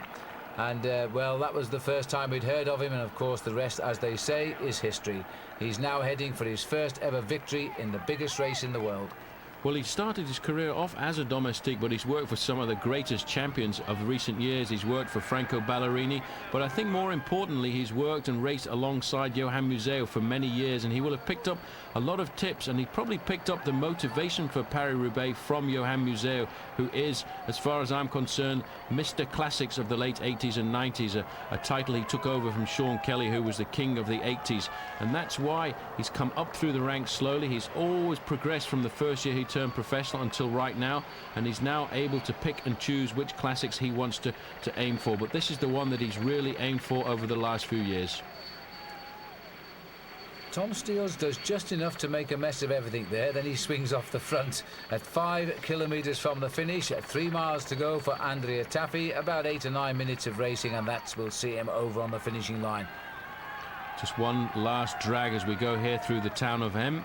He will take a right turn, then a swift left, and there's a long straight drag up to the summit there before you can turn off to go towards the motorway, and that, after 260 kilometers of racing, is very difficult for the legs. It's a good launch pad for an attack, but that's something Andrea Taffy doesn't have to worry about. The blue car there, in fact, is the public relations car from the Society Tour de France, and the man driving that car today is Bernard Hinault, and he will appreciate the performance that Andrea Taffy is putting in here in Paris-Roubaix today. Well, I know that Taffy started this race with a totally free hand from his team manager, Patrick Lefevre. He was told, hey, Paul, this is a breakaway from the next group because this is Johan Museeuw and with André Schmil now. Well, that's amazing. For a moment there, I thought it was Wilfred Peters had attacked with Joe Plancart. But in fact, what has happened is Johan Museeuw and André Schmil have come out of the Ballerini group, and they are chasing alone now to try and bridge the gap. They're not going to catch the George Hincapie group, but they will be racing for a good place on the velodrome in Roubaix. Johan Museeuw, 12 months to the day after he was thrown to the ground in this race, is still riding like the true champion that he always was. 2 former winners of Paris-Roubaix now being put in the place today by the man who's about to get it for the first time. He's 33 years of age too. Andrea Taffy comes from Florence, most beautiful part of Italy, of course. And these two now, I think, a show of bravado rather than any progress for them, because they're in no man's land as this race comes towards its close. And this rider is heading into the last 2 miles of the race. Taffy now on the long drag up outside the town of Hem. Once he goes over the summit of this, it's a downhill, straight road to the finish line, and he will then start to rejoice and I should think, salute the crowd. He's still got that same expression on his face, still the same position on his handlebars, holding the top of the bars, but the legs now will be starting to ache, but he'll realize that there's no problem now. He can just cruise to the finish of the line in Roubaix because it's over for everybody else. The winner is definitely going to be the champion of Italy, Andrea Taffy, and what a performance, Phil. He came back from that unfortunate incident where he had the flat tire. He got a change. He fought his way back into the group with his teammate Wilfred Peters, and then once he made the junction with the front group again, he put in a searing attack while everybody else was looking the wrong way, going for bottles. Few will say he wasn't the best rider today, and if you look at the faces of the crowd here, full of smiles and applause as they welcome the man who blazes the trail from the beautiful city of Compiègne, where the race has started, by the way, there for the past 31 years. It was first started there in 1968, and they're now rushing in towards the finish at Roubaix, where this classic has always finished. Not always on the stadium, but the vast majority of the finishes have been on the stadium. Taffy now getting over the summit of this climb in him. What a fantastic position there, really stretched out on his machine. Hincapie's attacked in the group behind. He's lower down the climb, but quite a considerable way further back. Hincapie had a little dig there, but they've jumped on him straight away, so he sat up. The man who jumped on him straight away was Wilfred Peters as well. Still, they're controlling the race. Hincapie's going again. He reckons now's the chance to try and open it up. He looks over his shoulder. Don't look back, George. Just keep going. Well, George is really trying to do something here. He's so desperate for a big result, and it's been a fabulous race for him today. So the American now has really proudly worn that American National Championships jersey today, as has Tom Steels and, of course, Andrea Taffy, each their respective country's champion. George has sat up now and looked straight in the face of Tom Steels. Back to the Italian flag on his back here of Andrea Taffy, still talking to Patrick Lefebvre, and Lefebvre is just going to say, it's all good news, Andrea, they're not going to catch you now. This is your race this time. We're not going to ask you to be second or third as part of the Map A setup. It's yours to win and take for yourself.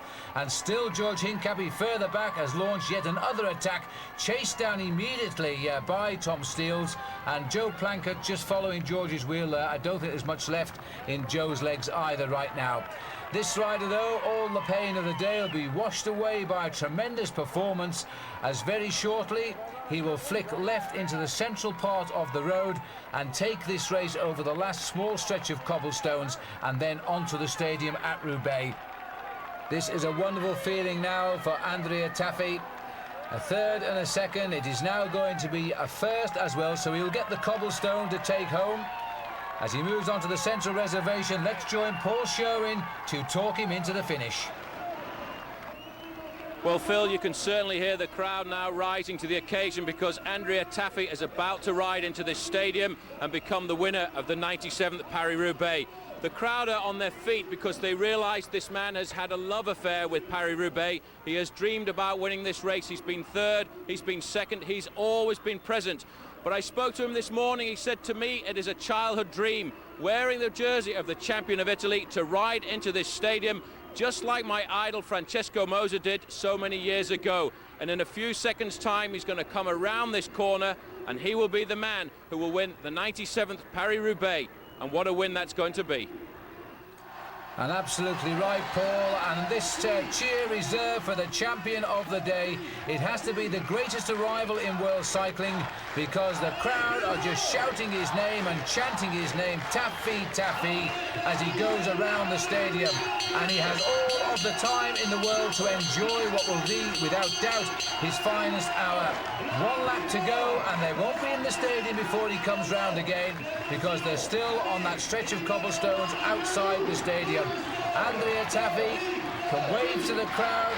He can seek out his wife Gloria and his son Tommaso, because now he is going to win Paris-Roubaix. The memory when he was told he had to be third in 1996, and he got second last time, and now he is in the #1 position. The sun high in the sky now after 6 hours and 40-odd minutes of cycling, but this man has been at the front for most of those hours too. And he's never looked really like he wasn't the man to beat. The two-handed salute for Andrea Taffy. He is going to enjoy every moment of this, winning as champion of Italy, as Francesco Moser did his hero in 1980. And looking outside the stadium now, this is Wilfred Peters, so he must have slipped away in the last kilometre or so, and they can't be far behind him because he's continually looking over his shoulder. But Wilfred Peters is now setting up here a possible 1-2-3. Third last year's, Peters is in for a second place finish here.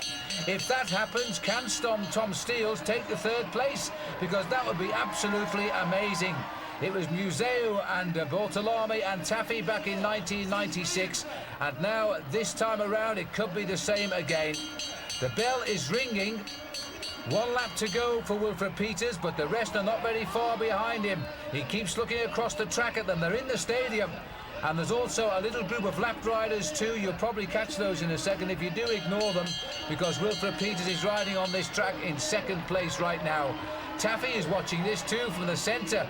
This is the group, in fact, who are coming on now. There are 1.5 laps to go for them. It's only half a lap to go for Wilfred Peters.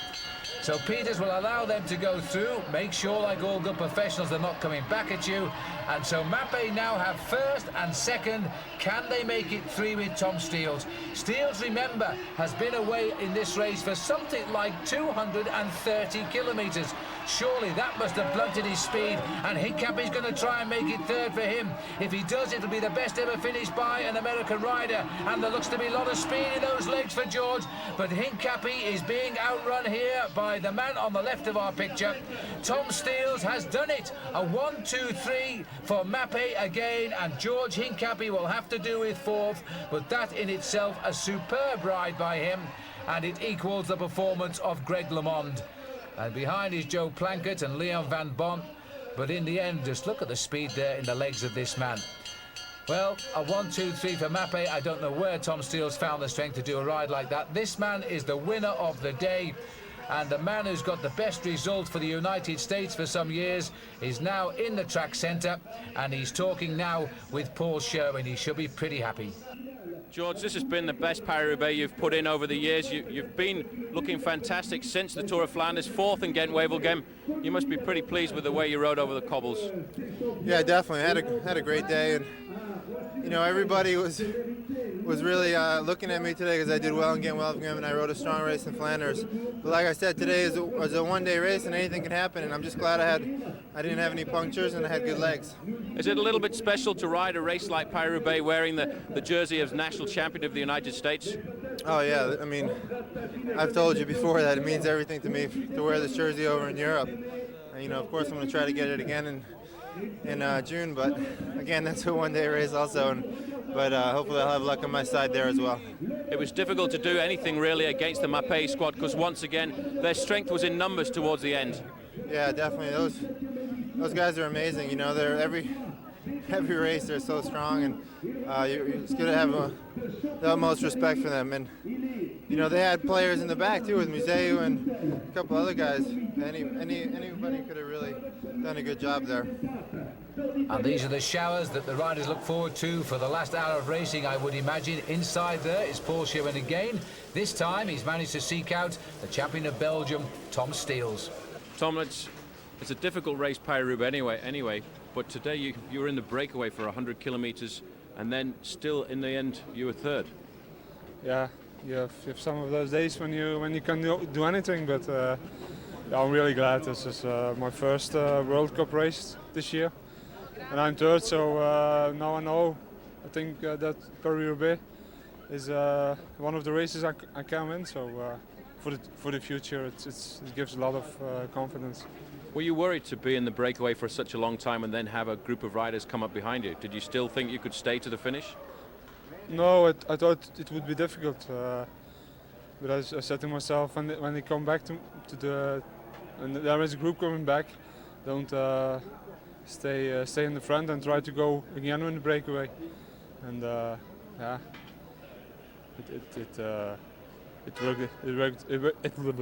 it worked out like that. So I'm glad. And what about the performance of your teammate Andrea Taffi? He dreamed about winning Paris-Roubaix with the Italian champions jersey, and he was so strong today. Yeah, he was very strong today. When he went away, he was riding really, really hard.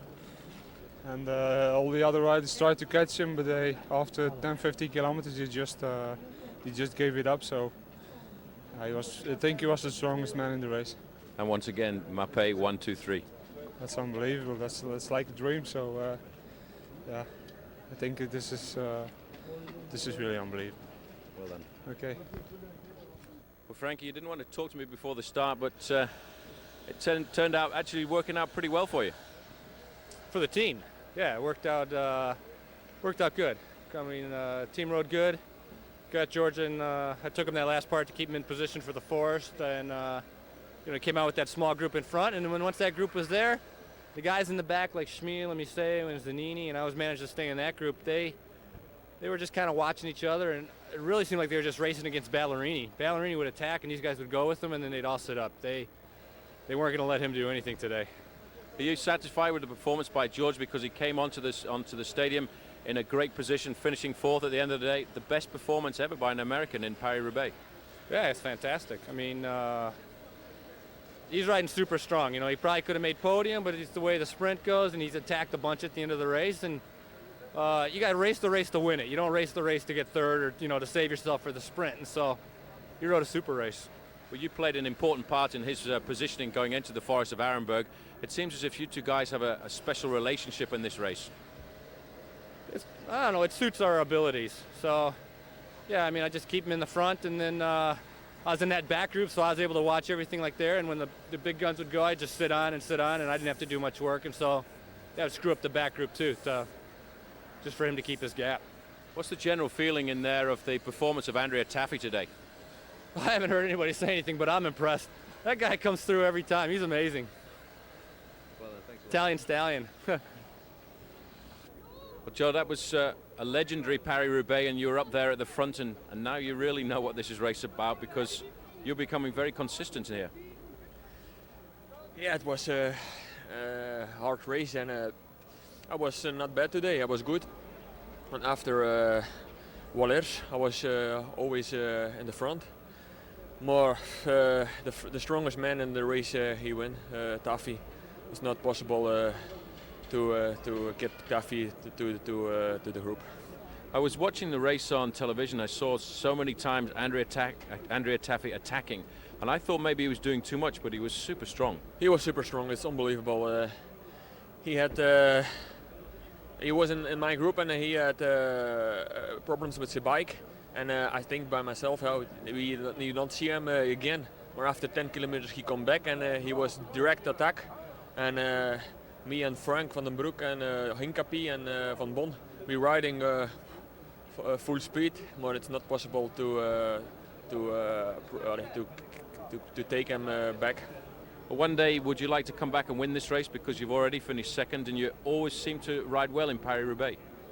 Yeah, it's for me the best race. I think so. The Ronde van Vlaanderen is also good, but Paris Roubaix is much better for me. I think so, and maybe I can next year win the race. I have now confidence. I think by myself I can win this race. Good, thank you. Yep. Well, on this occasion, Joe has had to give best here to this man here, Andrea Taffy, getting the victory. What a wonderful, sweet victory it is for him as champion of Italy. And now he can settle down and help other riders in his Mapei team perhaps win the classics still to come, because this is a formidable outfit, and he's going to return from Roubaix in France a very happy man indeed. He dreamt of this. Apparently his team manager said that he will be totally protected today. It was his race to win if he had the legs. And my goodness me, did he have the legs. There's the final result on the rundown. Johan Museo in there again in 9th. And if I could just remind you, why don't you visit us on our website, and you'll find some interesting facts there. The address is www.worldcycling.com. This has been a Classic Roubaix. We hope you've enjoyed it. We certainly have, bringing it to you. Goodbye.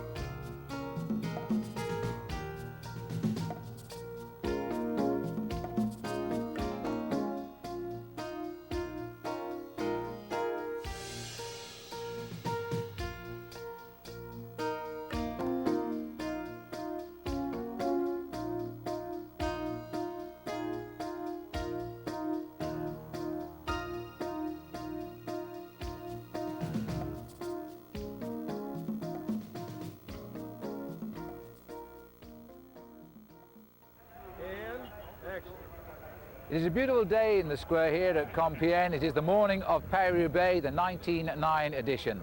1909 edition? 1999. Okay. It's a beautiful day here in the square in Compiègne. The month is April. It's the 1999. What the fuck's going wrong with me? I can't say 1999. Okay, let's try it again. Take 3. This is it, boys. Take number 2 of the Open. Take 50. Phil Liggett, Paris Roubaix. Hola, chicken. Hola.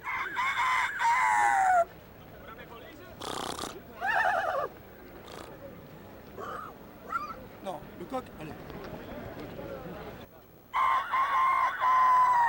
L'année prochaine.